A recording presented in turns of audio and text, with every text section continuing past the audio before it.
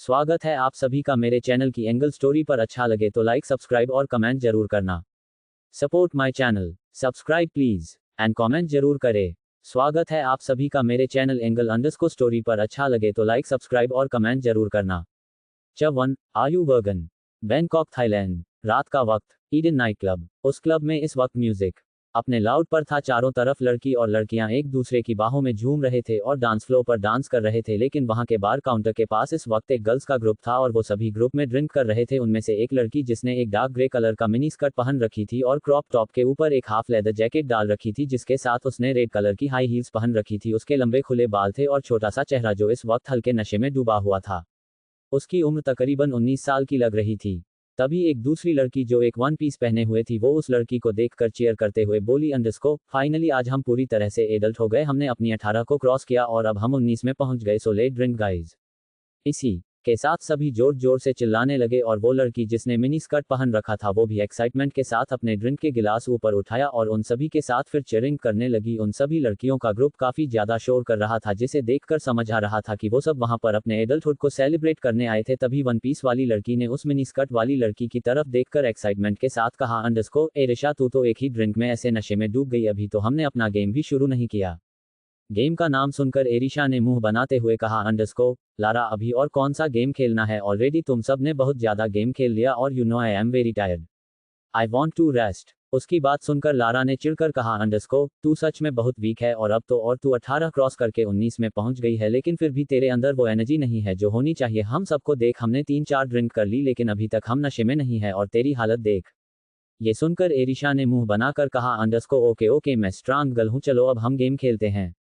जिसके बाद सभी लड़कियां फूटिंग करने लगी और फिर लारा ने उसे खाली वाइन के बॉटल को टेबल पर घूमते हुए कहा, अंडरस्को हम ट्रुथ और डेयर खेलेंगे। जिसके तरफ ये बॉटल जाएगी उसे या फिर ट्रुथ सेलेक्ट करना पड़ेगा या फिर उसे हमारा बताया गया डेयर करना पड़ेगा।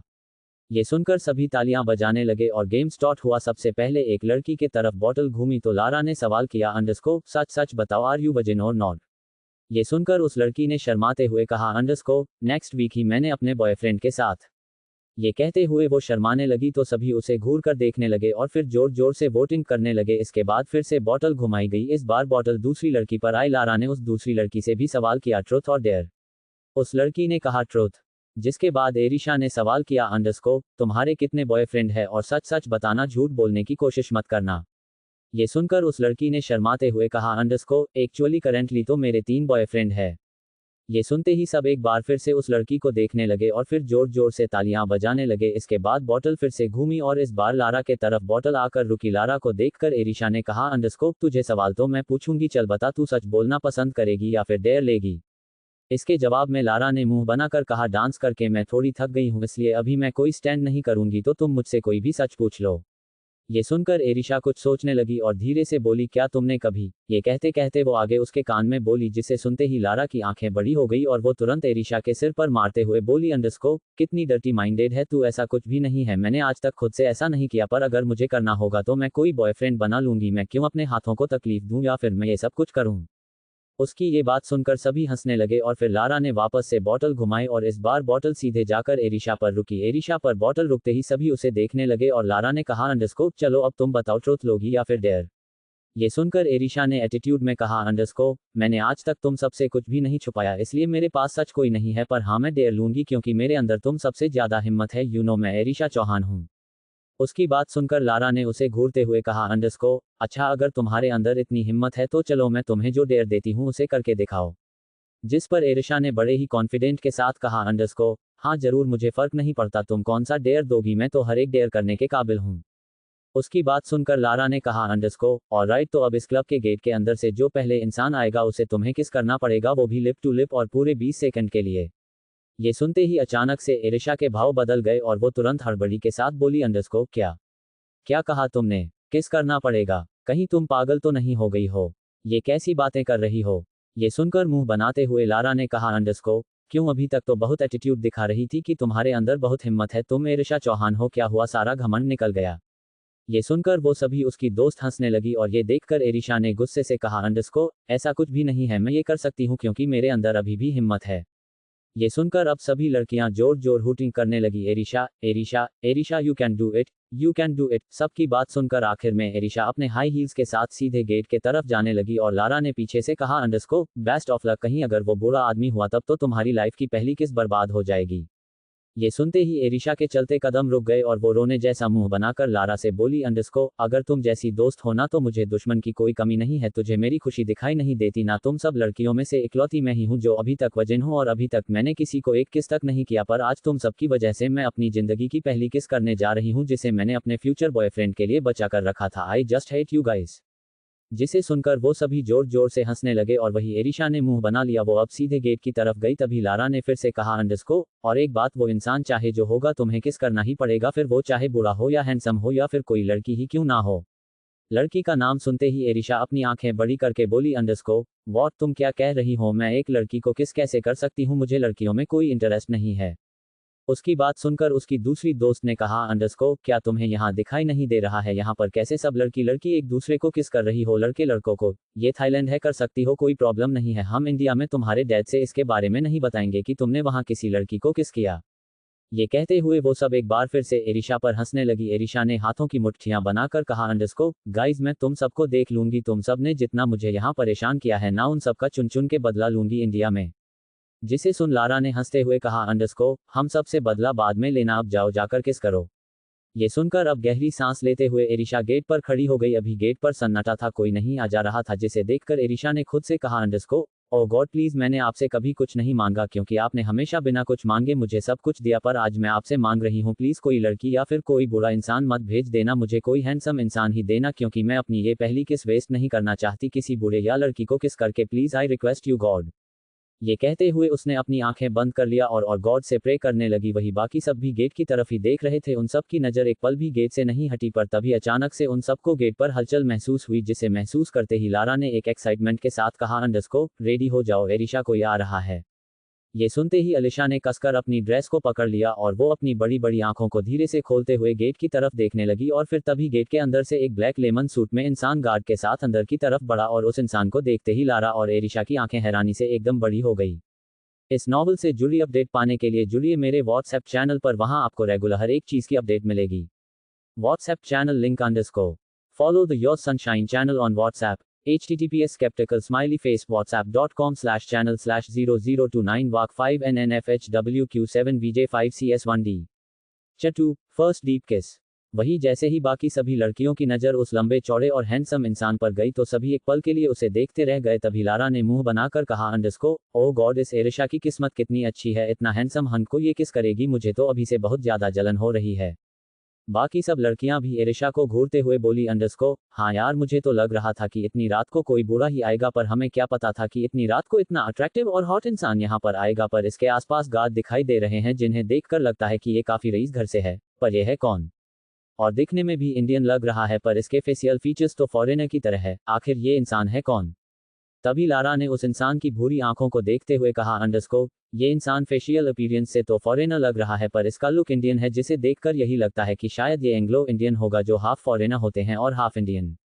ये सुनकर आप सब लड़कियां भी उस इंसान को ही देखने लगी जो इस वक्त सिर्फ अपने फोन में देखते हुए अंदर की तरफ आ रहा था, लेकिन एरिशा की तो सांसें ऊपर नीचे हो रही थी और वो उस इंसान को देखकर एक्साइटमेंट के साथ बोली, अंडरस्को ओह गॉड, आपने तो वाकई पहली बार मैंने आपसे मांगा और आपने सुन लिया, I can't believe it, thank you so much. मैं बता नहीं सकती मैं कितनी ज़्यादा खुश हूँ, अब मैं हैंडसम हंट को किस करूँगी, वो सोचकर कितने एक्साइटमेंट हो रही है। ये कहते हुए एरिशा के चेहरे पर बड़ी सी स्माइल थी और वो अब सीधे उस इंसान की तरह बढ़ने लगी, लेकिन जब वो उस इंसान को जब गौर से देख रही थी तो उसने खुद से कहा, अंडरस्को ये इतना हैंडसम है, पर इसकी उम्र मुझे 28-29 साल की लग रही है, पर ये अपनी इस उम्र में भी इतना हैंडसम होगा, मैं नहीं सोचा था, शायद मैं पहली बार इतने हैंडसम इंसान को देख रही हूँ, हालांकि मेरे डैडी बहुत हैंडसम है, पर ये तो मेरे डैडी से भी ज़्यादा हैंडसम है।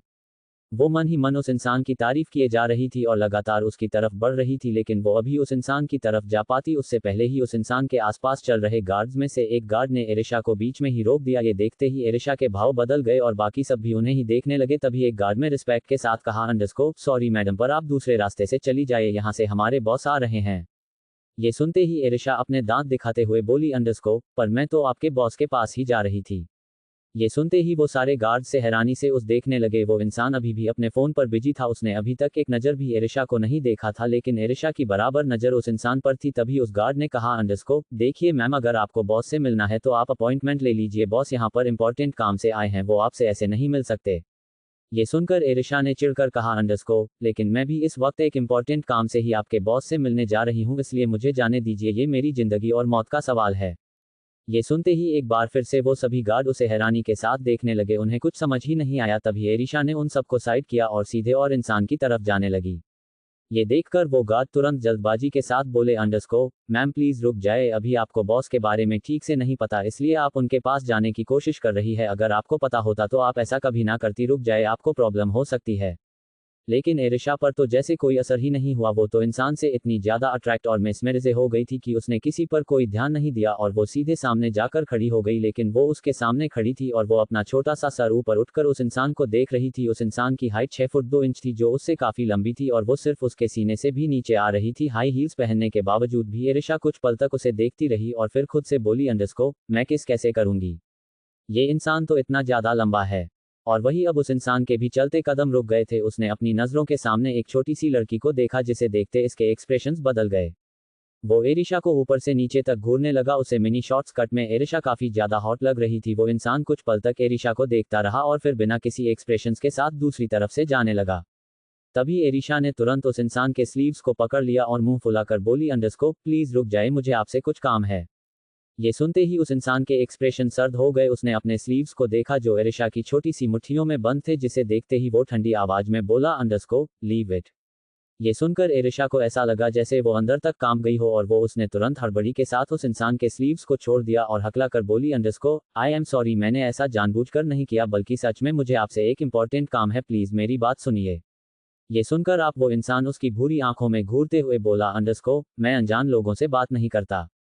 ये सुनकर एरिशा ने मुंह बनाकर कहा अंडरस्को, क्यों, क्या आपकी मम्मा ने मना किया है? क्या आप कोई छोटे बच्चे हैं? पर दिखने में तो आप इतने बड़े लग रहे हैं। छोटे बच्चों को मम्मास मना करती है कि वो अनजान लोगों से ना बात करें, ना ही उनसे कोई चीज ले। आप इतने बड़े होकर भी ऐसी बच्चे जैसी बातें मत कीजिए और चुपचाप मेरी बात सुनिए। उसकी ये बात सुनकर सभी गॉड्स तो इस वक्त डर से उस इंसान को ही देखने लगे और वही उस इंसान ने अपने हाथों की मुट्ठियां कसकर बनाई और बिना किसी एक्सप्रेशन के साथ बोला अंडरस्को, कौन हो तुम? क्या नाम है तुम्हारा? और कहाँ से आई हो तुम? ये सब सुनकर एरिशा ने चीढ़कर कहा अंडरस्को, ये सब बताने में मुझे कोई इंटरेस्ट नहीं है। मैं यहाँ सिर्फ एक इंपॉर्टेंट काम से आई हूँ और वो काम करके मैं तुरंत चली जाऊंगी। ये सुनकर अब उस इंसान ने अपनी भौहें चढ़ाते हुए कहा अंडरस्को, कैसा इंपॉर्टेंट काम? और मैं तो तुम्हें जानता भी नहीं। I really don't know who are you. जिस पर एरिशा ने उसे देखते हुए कहा और अंडरस्को, I also don't know who are you.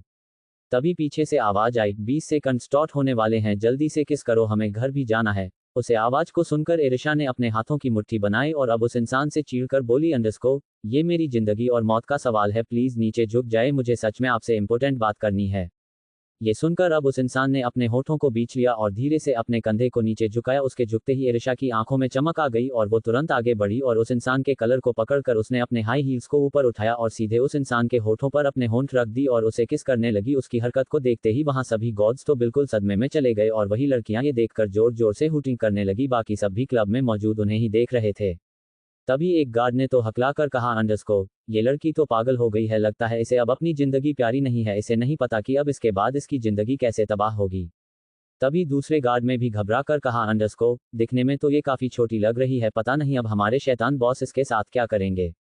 इधर एरिशा को तो कोई फर्क ही नहीं पड़ रहा था। उसे उस इंसान के होंठ इतनी डिलीशियस लग रहे थे कि वो लगातार उस इंसान के होठों को ही चूमे जा रही थी। हालांकि वो ठीक से किस नहीं कर पा रही थी, जिस वजह से वो उसे सिर्फ चूमने की कोशिश कर रही थी और वही वो इंसान बस उसे अपनी भूरी आंखों से ही घूरे जा रहा था। उस इंसान ने कुछ भी रिएक्ट नहीं किया। वो बस लगभग 20 सेकंड तक इस तरह इस पोजीशन में खड़ा रहा और तभी 20 सेकंड होते ही एरिशा ने उस इंसान को दूर कर दिया और बिना उसकी तरफ देख तुरंत दौड़ते हुए बाहर की तरफ निकलते हुए बोली अंडरस्को, गुड बाय, आज के बाद ना आप मुझे जानते हो ना मैं आपको जानती हूँ और ये आज रात भी यहीं पर खत्म होती है, बाय बाय हमेशा के लिए। इसी के साथ एरिशा वहां से बाहर निकल गई और वो आदमी अभी भी बस वही उसी तरह खड़ा था और उसकी ये सारी बात सुनते ही उसके होठों के कोनों पर एक शातिर मुस्कुराहट आ गई और उसने कहा अंडरस्को, इतनी आसानी से अब गुड बाय नहीं होगा, बल्कि अब से ये खेल शुरू होता है। ये कहते हुए उसके चेहरे पर एक शैतानी एक्सप्रेशंस आ गए। इस नॉवल से जुड़ी अपडेट पाने के लिए जुड़िए मेरे व्हाट्सएप चैनल पर, वहां आपको रेगुलर हर एक चीज की अपडेट मिलेगी। Chapter 3, he is attractive. अब आगे। सुबह का वक्त होटल रूम। एरिशा इस वक्त गहरी नींद में सो रही थी जब उसका फोन बजा। फोन बजने की आवाज सुनकर उसकी नींद टूट गई। वो झुंझलाते हुए टेबल से अपना फोन उठाए और बिना आंखें खोले ही बोली, कौन है जो मुझे सुबह सुबह डिस्टर्ब कर रहा है? वैसे भी रात की वजह से मेरा सर अभी भी भारी है, मुझे सुबह तो सुकून से सोने दो। तभी उधर से कड़क आवाज आई, 2 दिन बाद से कॉलेज ओपन हो गया है। अगर तुम्हारी एडल्ट पार्टी खत्म हो गई हो तो जल्द से जल्द इंडिया वापस आ जाओ। मैंने फ्लाइट की टिकट भेज दी है। एरिशा की नींद पूरी तरह गायब हो गई। वो जल्दबाजी के साथ उठकर बेड पर बैठ गई और लंबी सांस लेकर बोली, डैडी आपने क्यों करवा दी? हम मैनेज कर लेते, आपको इतना करने की जरूरत नहीं है। ये सुनकर उधर से फिर से कड़क आवाज आई, वो तो मुझे पता ही है तुम सब वहां क्या क्या मैनेज कर रहे हो। बस अब चुपचाप वापस घर आ जाओ, मैं यहाँ पर अकेले हूँ और तुम्हें बहुत मिस कर रहा हूँ। ये सुनते ही एरिशा के चेहरे पर दूसरे पल एक स्माइल आ गई और उसने कहा, यू नो वॉट डैडी, आप चाहे जितना स्ट्रिक्ट डैडी बनने की कोशिश करें, पर आप हमेशा मेरे क्यूट डैडी बन जाते हैं। उद्धरण चिन्ह। उसकी बात सुनकर फिर उधर से प्यार भरी आवाज आई, तुम्हें तो पता ही है ना, मेरे पास सिर्फ इकलौती तुम ही हो, और तुम जब ऐसे फ्रेंड्स के साथ ट्रिप पर जाती हो तो मुझे बिल्कुल अच्छा नहीं लगता। और वैसे भी अगर तुम्हारा कॉलेज ना खुल रहा होता तो मैं शायद अभी डिस्टर्ब ना करता, पर 2 दिन बाद से तुम्हारा कॉलेज है इसलिए तुम्हें आना पड़ेगा। इसलिए बेटा आप जल्दी से पैकिंग कर लो और इंडिया चली आओ। ये सुनकर फिर एरिशा ने मुस्कुरा कर कहा, ओके डैडी। अगर मेरे क्यूट डैडी अपनी प्रिंसेस को याद कर रहे हैं तो वो जल्दी आएगी। ये कहकर वो मुस्कुराए और फिर कॉल कट हो गया। जिसके बाद उसने अपने छोटे से चेहरे को अपने दोनों हाथों से पकड़ा और जोर जोर से रब करते हुए बोली, बस बहुत हो गई पार्टी, बहुत हो गया घूमना, अब फाइनली मेरे कॉलेज के दिन शुरू होने जा रहे हैं। आई डोंट नो कॉलेज में क्या होगा क्योंकि अभी तक मैं स्कूल में पढ़ रही थी, पर अब मैं यूनिवर्सिटी जाऊंगी। कैंपस लाइफ होगी और हॉस्टल्स होंगे, oh my God I don't know मैं कैसे मैनेज करूंगी। भगवान जी, क्या आपको मुझ जैसी छोटी बच्ची पर इतना जुल्म करना ठीक लग रहा है? आपको तो आपकी बीवी भी कुछ नहीं कहती मुझ पर ऐसे जुल्म करने के लिए। उद्धरण चिन्ह। वो भगवान को ही कोसे जा रही थी तभी दरवाजा खुला और लारा अंदर आते हुए बोली, इंसान को तो तुम कोसती हो चलता है, बट एटलीस्ट भगवान को तो छोड़ दो, वरना नर्क में तुम्हारे लिए अलग से तेल गर्म किया जाएगा। उसकी बात सुनते ही एरिशा ने मुंह बनाकर कहा, यू नो वॉट, सुबह सुबह डैड का कॉल आया, उन्होंने कहा कि 2 दिन बाद से हमारा कॉलेज ओपन हो रहा है, इसलिए हमें आज ही इंडिया आना पड़ेगा। उद्धरण चिन्ह। ये सुनकर लारा ने भी चिढ़कर कहा, एग्जैक्टली, मेरी भी मॉम का कॉल आया था और इसीलिए मैं तुम्हारे पास आई। कितनी जल्दी अच्छे दिन खत्म हो जाते हैं ना, सच कहूं तो मुझे अभी बैंकॉक में और भी ज्यादा एंजॉय करना था। अभी तो मैं अपने फेवरेट स्टार से मिली ही नहीं हूं। उसकी बात सुनकर एरिशा ने मुंह बनाकर कहा, यहाँ तुम्हें अपने फेवरेट स्टार से मिलने की पड़ी है और वहां मैं कॉलेज के बारे में सोच रही हूँ। यू नो वॉट, मुझे पता नहीं क्यों डर लग रहा है। ये सुनकर लारा ने उसे घूरते हुए कहा, जो लड़की स्कूल में सभी टीचर्स के नाक में दम करके रखे हुए थी, जिसे फेयरवेल पार्टी में टीचर्स ने खुद कहा कि वो अब दोबारा गलती से स्कूल में दिखाई ना दे, उसे कॉलेज जाने में डर लग रहा है। OMG, ये तो किसी मिरेकल की तरह है। उसकी बात सुनकर एरिशा ने गुस्से से पिलो उठाया और उसकी तरफ फेंक कर मारते हुए बोली, तुम मेरी दोस्त हो या दुश्मन?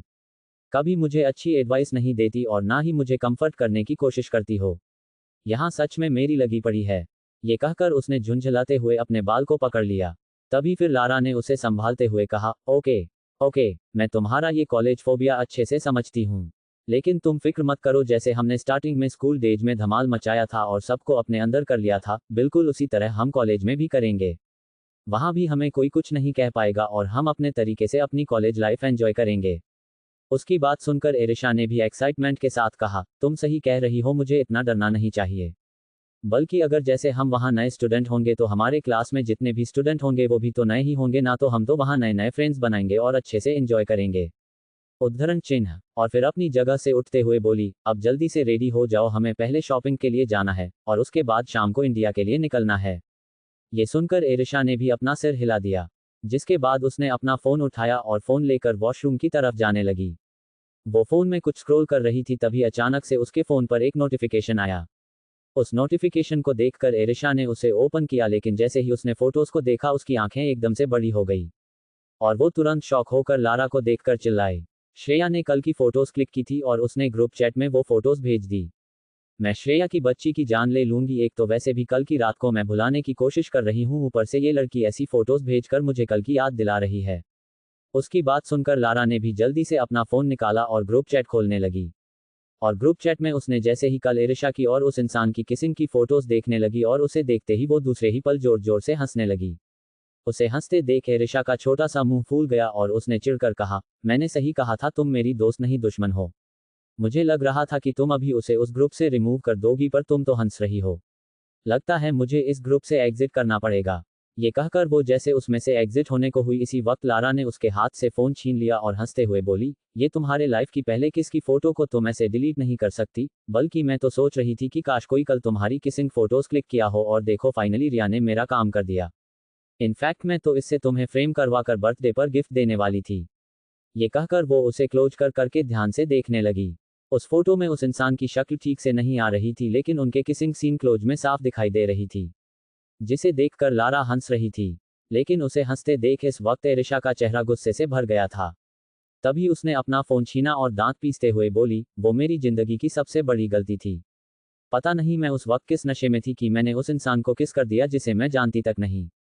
लेकिन तभी लारा ने कहा, पर मानना पड़ेगा यार, तुम्हारी किस्मत बहुत अच्छी है। वो इंसान कितना हैंडसम था। वो शायद तुमसे ज्यादा बड़ा था, लाइक उसकी उम्र मुझे तुमसे लगभग 8 से 10 साल बड़ी लग रही थी। लेकिन कुछ भी हो, वो बिल्कुल फिक्शनल कैरेक्टर की तरह लग रहा था।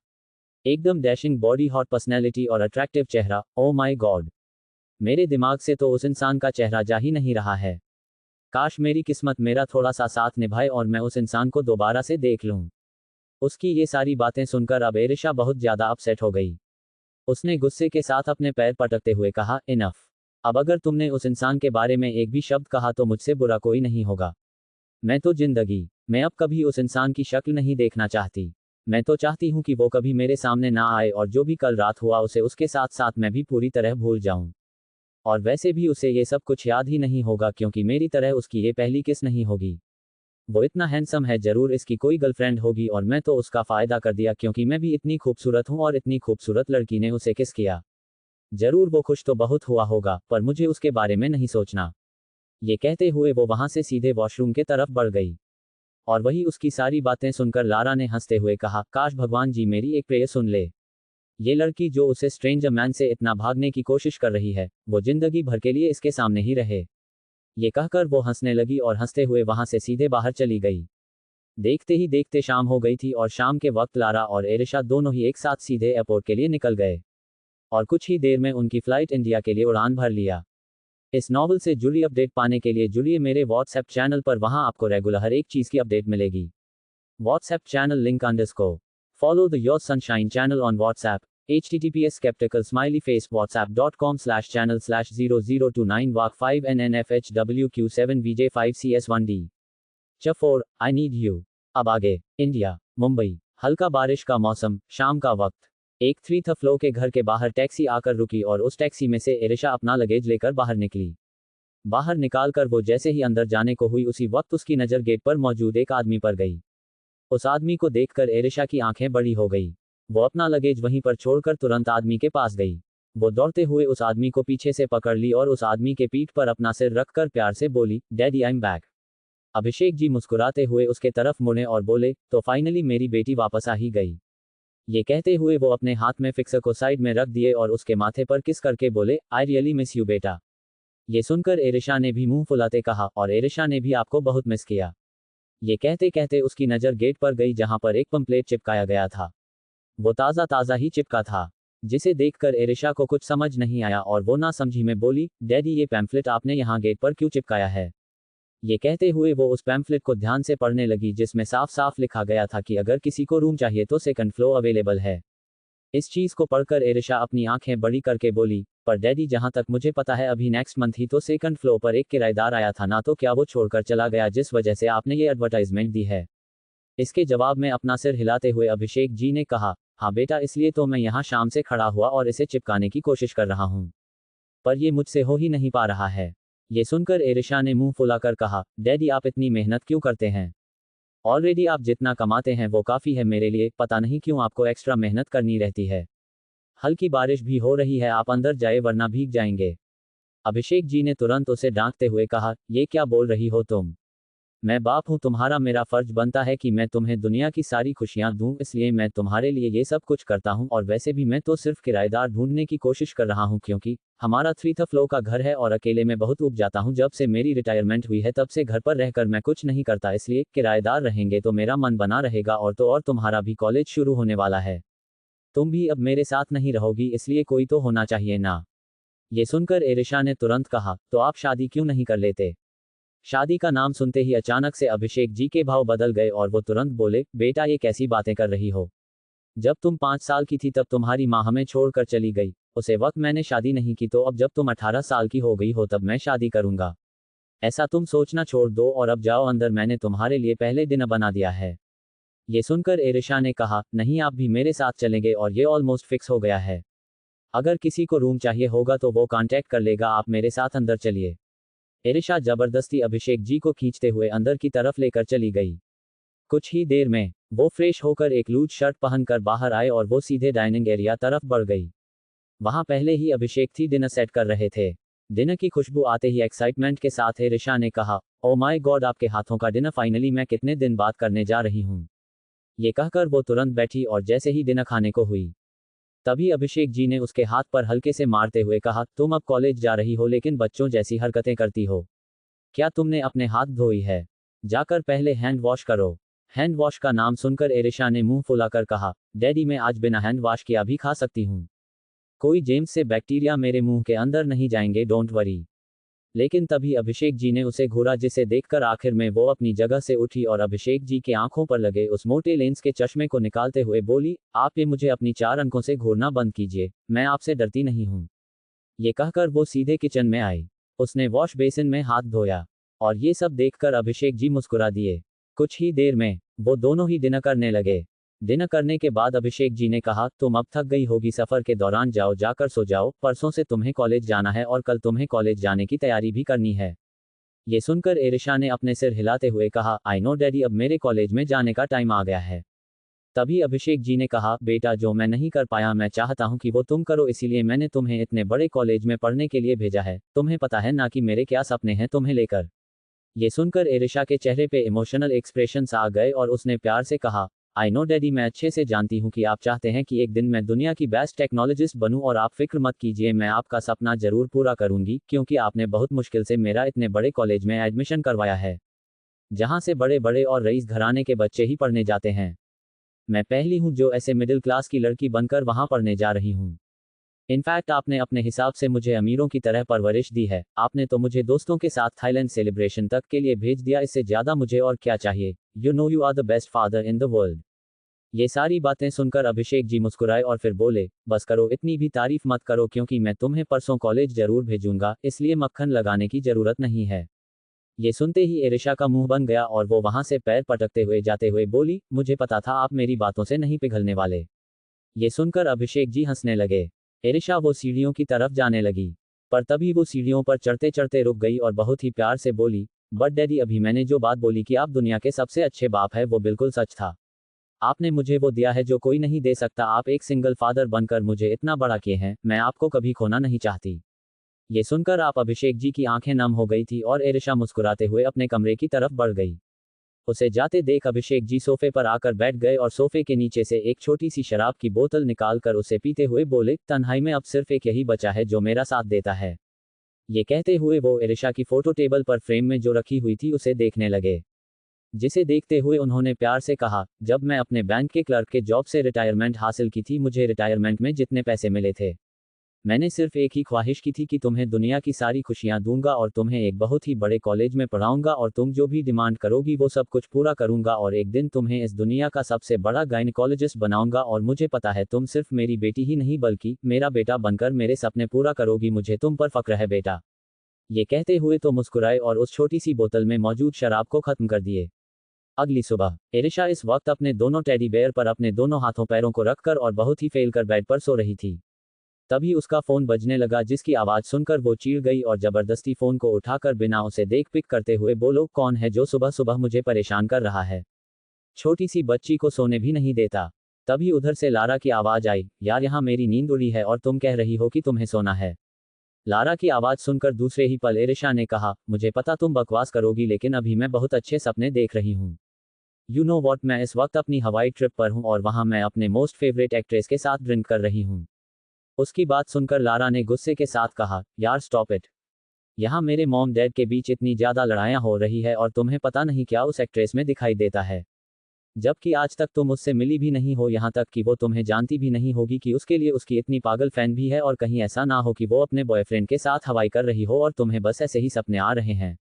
ये सुनते ही एरिशा की नींद खुल गई और वो तुरंत गुस्से के साथ बोली, तुम सबके साथ मस्ती मजाक कर सकती हो, पर मेरी फेवरेट एक्ट्रेस धानी रावत के बारे में मैं तुम्हारे मुंह से एक भी मजाक के शब्द नहीं सुनूंगी।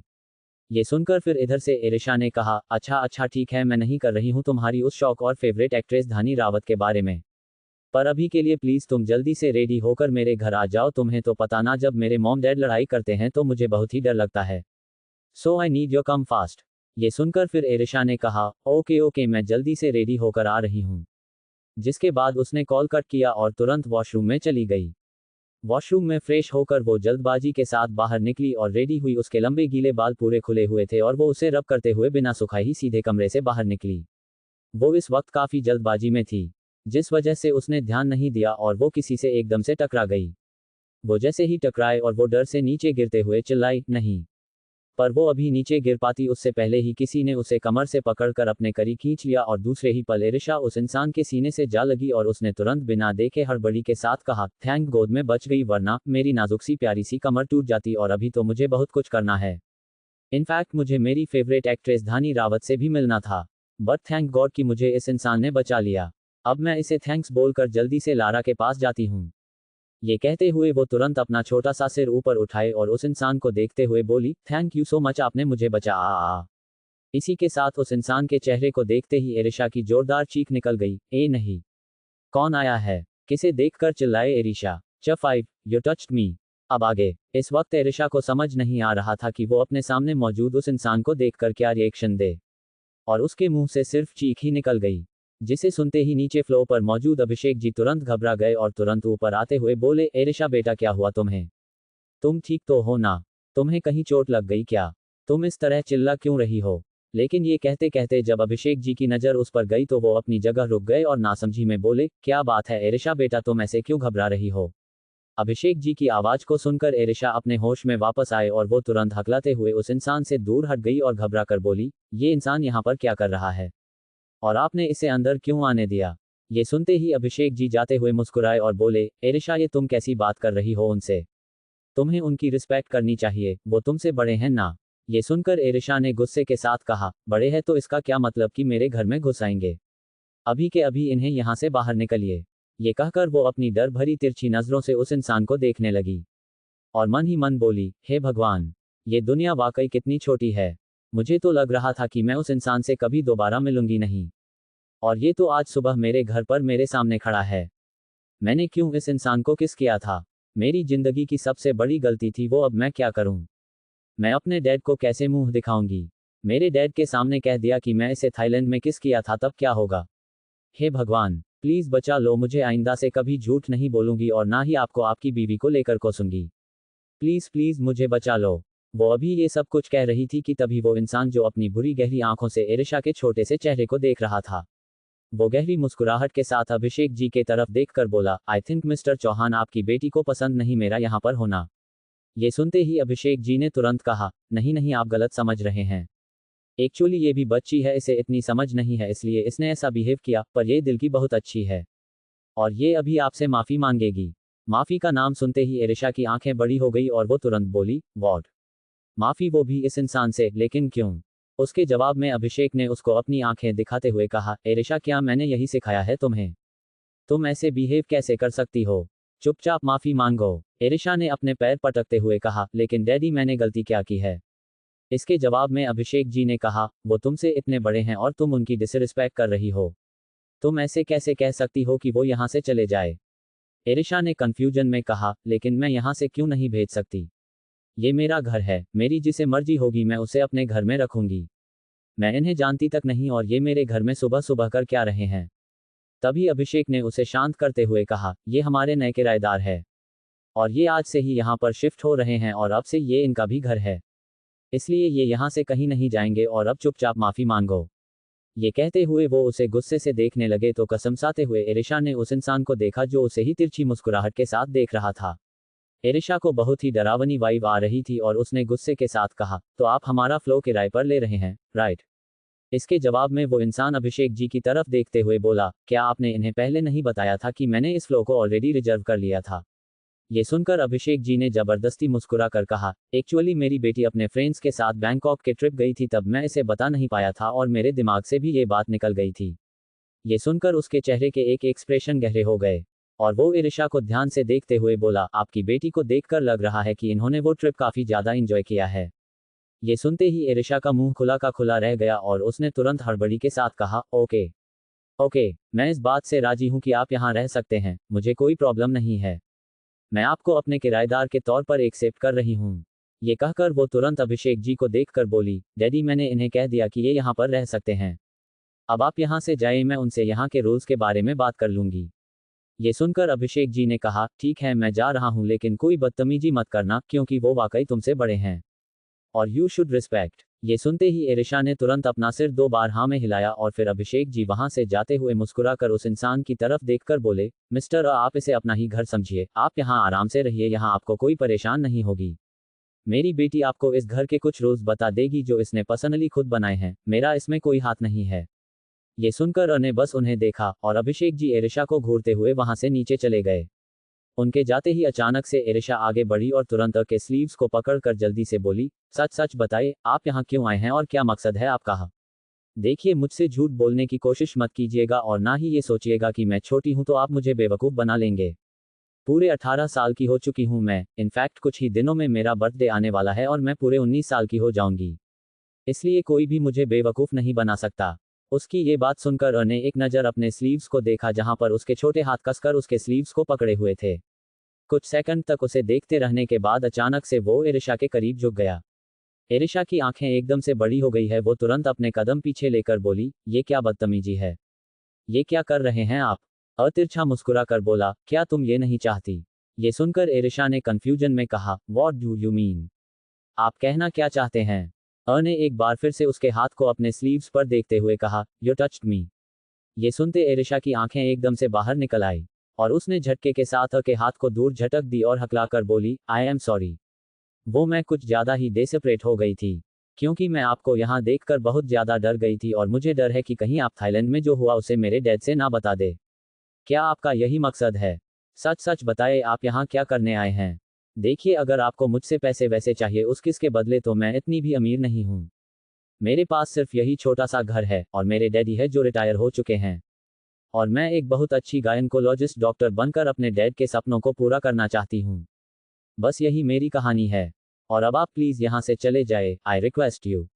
ये सारी बातें कहते हुए उसने अपना छोटा सा सिर नीचे झुका लिया और उसकी सारी बातें बस गौर से सुन रहा था। कुछ पल तक उसकी बात सुनते रहने के बाद उसने अपना हाथ उसके सिर पर रखा और उसके सर को थपथपाते हुए बोला, तुम्हारे पास बहुत सी ऐसी चीज़ है जो तुम मुझे दे सकती हो, वो भी उस किस के बदले।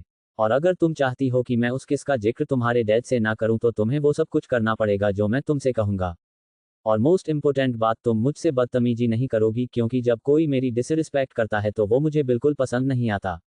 जैसा कि तुम्हारे डैड ने कहा यू शुड रिस्पेक्ट, सो तुम्हें मेरी रेस्पेक्ट करनी पड़ेगी और ये सबसे पहले रूल मेरा है। ये सुनते ही इरिशा बिल्कुल सॉफ्ट हो गई और वो तुरंत गुस्से से के हाथ को अपने सर से हटाते हुए बोली, एक्सक्यूज मी, इस घर की मालकिन मैं हूं और यहाँ सिर्फ मेरे रूल्स चलते हैं। आप होते कौन हैं मुझे रूल्स बताने वाले? बेशक से मैंने आपको किस किया है लेकिन इसका मतलब ये नहीं कि आप मुझे ऐसे ब्लैकमेल करेंगे।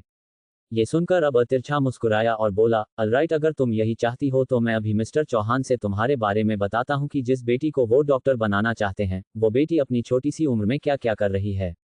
ये कहते हुए सीधे आगे की तरफ बढ़ गया और वही ये सारी बातें सुनते ही अब इरिशा के पैरों तले जमीन खिसक गई और वो बस शॉक्ड होकर को जाते हुए देखते रह गई। क्या करेगी इरिशा? आखिर कौन है? कमेंट करना। Just he is driving me crazy. अब आगे इरिशा को तो समझ ही नहीं आया कि वो क्या करें। तभी वो तुरंत दौड़ते हुए के सामने जाकर खड़ी हो गई और अपने दोनों हाथ को फैलाकर बोली, मैं आपको आगे नहीं जाने दूंगी। ये सुनकर उसे घूरने लगा। वो छोटी सी लड़की उसके सामने खड़ी होकर उसे आगे जाने से रोक रही थी। कुछ सेकंड तक वो उसे घूरता रहा और फिर बोला, तुम्हें लगता है कि तुम मुझे रोक सकती हो? ये सुनते ही इरिशा ने तुरंत मुंह बनाकर कहा, हाँ जरूर मैं आपको रोकूंगी, आप ऐसा नहीं कर सकते। आप मेरे डैड से ऐसी बातें नहीं बता सकते, वो क्या सोचेंगे मेरे बारे में। ये सुनकर अपनी भौहें चढ़ाकर बोला, ये बात तो तुम्हें सोचनी चाहिए कि वो तुम्हारे बारे में क्या सोचेंगे अगर उन्हें पता चला तो, और अगर तुम ये चीज़ नहीं सोच पा रही हो तो तुम मेरी बात क्यों नहीं मान रही थी। ये सुनकर अब एरिशा ने परेशान होकर कहा, पर आप मुझसे क्या चाहते हैं। इसके जवाब में उसके करीब झुक गया, जिसे महसूस करते ही अचानक से एरिशा का दिल जोरों से धड़कने लगा और वो तुरंत अपने कदम पीछे लेने लगी। लेकिन तभी उन्हें उसके कान में अपनी ठंडी आवाज में कहा, ज़्यादा कुछ नहीं, बस मैं तुमसे जो चाहता हूँ वो बहुत जल्द पता चल जाएगा। फिलहाल के लिए तुम सिर्फ मेरी रेस्पेक्ट करो और मेरी सारी बातें मानो। इसी के साथ उसने उसके कान को हल्के से अपने होठों से छू लिया, जिससे एरिशा को ऐसा लगा कि उसके पूरी बॉडी जम गई हो और उसने कसकर खुद की ड्रेस को पकड़ लिया। उसके मुंह से तो आवाज निकलना ही बंद हो गई, और वही उसके चेहरे के रंग को देखकर हल्के से उसकी आंखों में घूरा और बिना किसी एक्सप्रेशन के साथ बाहर निकल गया। उसके जाते ही एरिशा को ऐसा लगा जैसे कि वो किसी कैद से आज़ाद हुई हो। वो तुरंत जमीन पर घुटनों के बल बैठ गई और जोर जोर से सांस लेने लगी। इस वक्त उसका दिल ऐसे धड़क रहा था जैसे वो बाहर ही आ जाएगा। उसने तुरंत अपने सिर को पकड़ लिया और घबराते हुए धीरे से बोली, ये इंसान क्या कोई पागल है। ये ऐसे बिहेव क्यों कर रहा था जैसे कोई मेंटली प्रॉब्लम हो। ओ माय गॉड, मुझे बहुत डर लग रहा है। क्या होने वाला है मेरे साथ। नहीं, ऐसा नहीं हो सकता, मैं इस इंसान की बातें नहीं मान सकती। पता नहीं ये यहाँ कैसे आ गया। उसे कैसे पता चला कि मैं यहाँ पर रह रही हूँ और इसका मकसद क्या है आने का। कहीं ये मुझसे मेरा घर तो नहीं छीनना चाहता। हाँ, मुझे भी ऐसा ही लगता है कि जरूर यहाँ मुझसे मेरा घर छीनने आया होगा, क्योंकि मैंने इसे गलती से किस कर दिया था। ओ गॉड, मुझे नहीं पता था कि उस किस के बदले आप मेरे साथ ऐसा करेंगे। ये कहते हुए उसने रोना सा चेहरा बना लिया। तभी उसका फोन फिर से बजने लगा। लारा का कॉल था, जिसे देखकर वो ना चाहते हुए भी अपनी जगह से उठी और फिर वहां से बाहर निकल गई। कुछ ही देर में वो एक बड़े से विला के बाहर आकर रुकी और उस विला को घूरते हुए बोली, उस इंसान को मेरे छोटे से घर में ऐसा क्या दिखाई दिया। अगर उसे किसी का घर छीनना चाहिए तो वो लारा का छीनना चाहिए। इसका घर कितना बड़ा है, और तो और ये बहुत अमीर भी है। फिर वो इंसान मेरे पीछे क्यों पड़ा है। ये सब सोचते हुए वो अपना पैर पटकते हुए सीधे अंदर गई।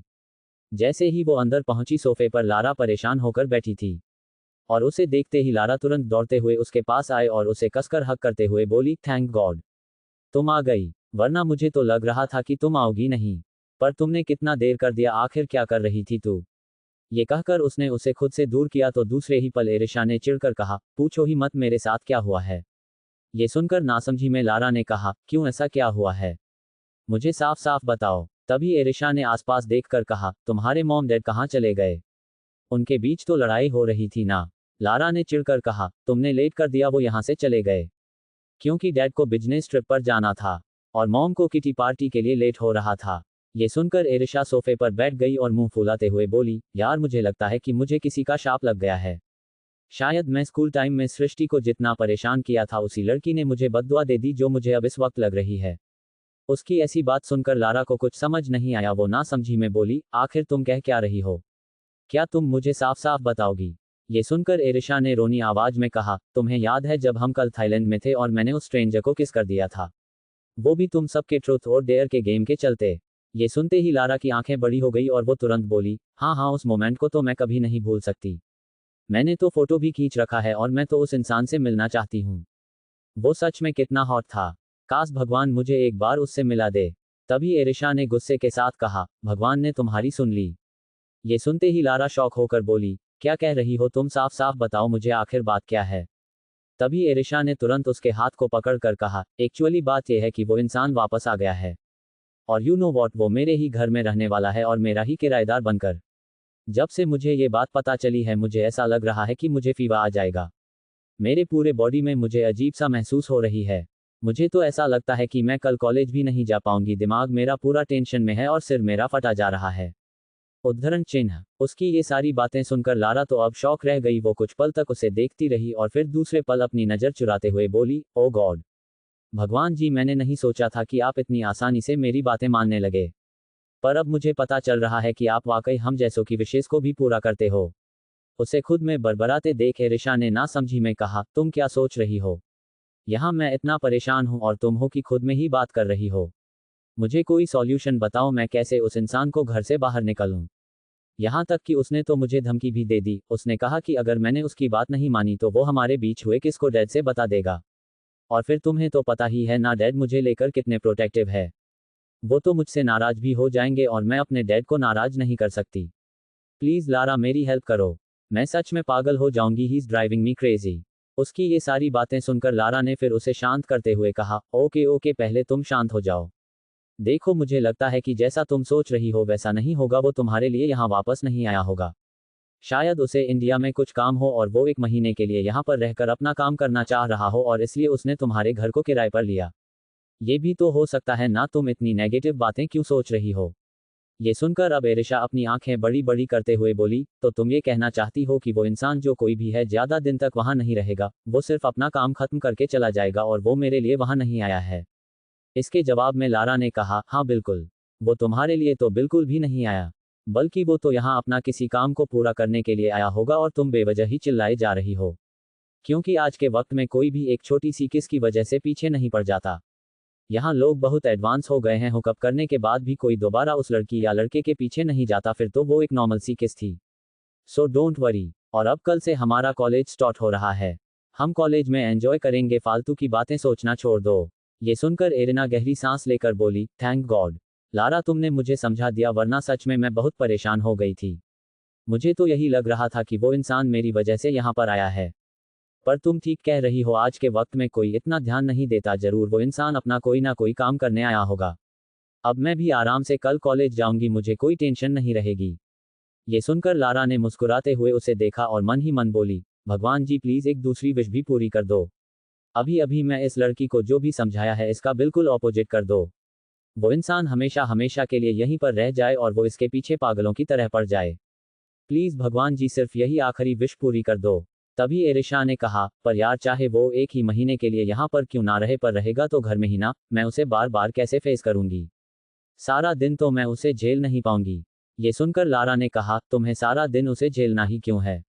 क्या तुम भूल गई, कल से हम सारा दिन कॉलेज में रहेंगे।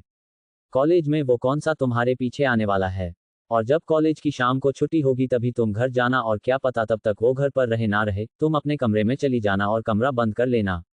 इस तरह से ना तो वो तुम्हारे कभी जल्दी सामने आएगा और नहीं तुम्हें एहसास होगा। ये सुनकर अब एरिशा ने एक्साइटमेंट के साथ कहा, थैंक यू भगवान जी, आपने मेरा कॉलेज कल इतनी जल्दी ओपन कर दिया, वरना मैं पता नहीं कैसे उस इंसान को झेलती।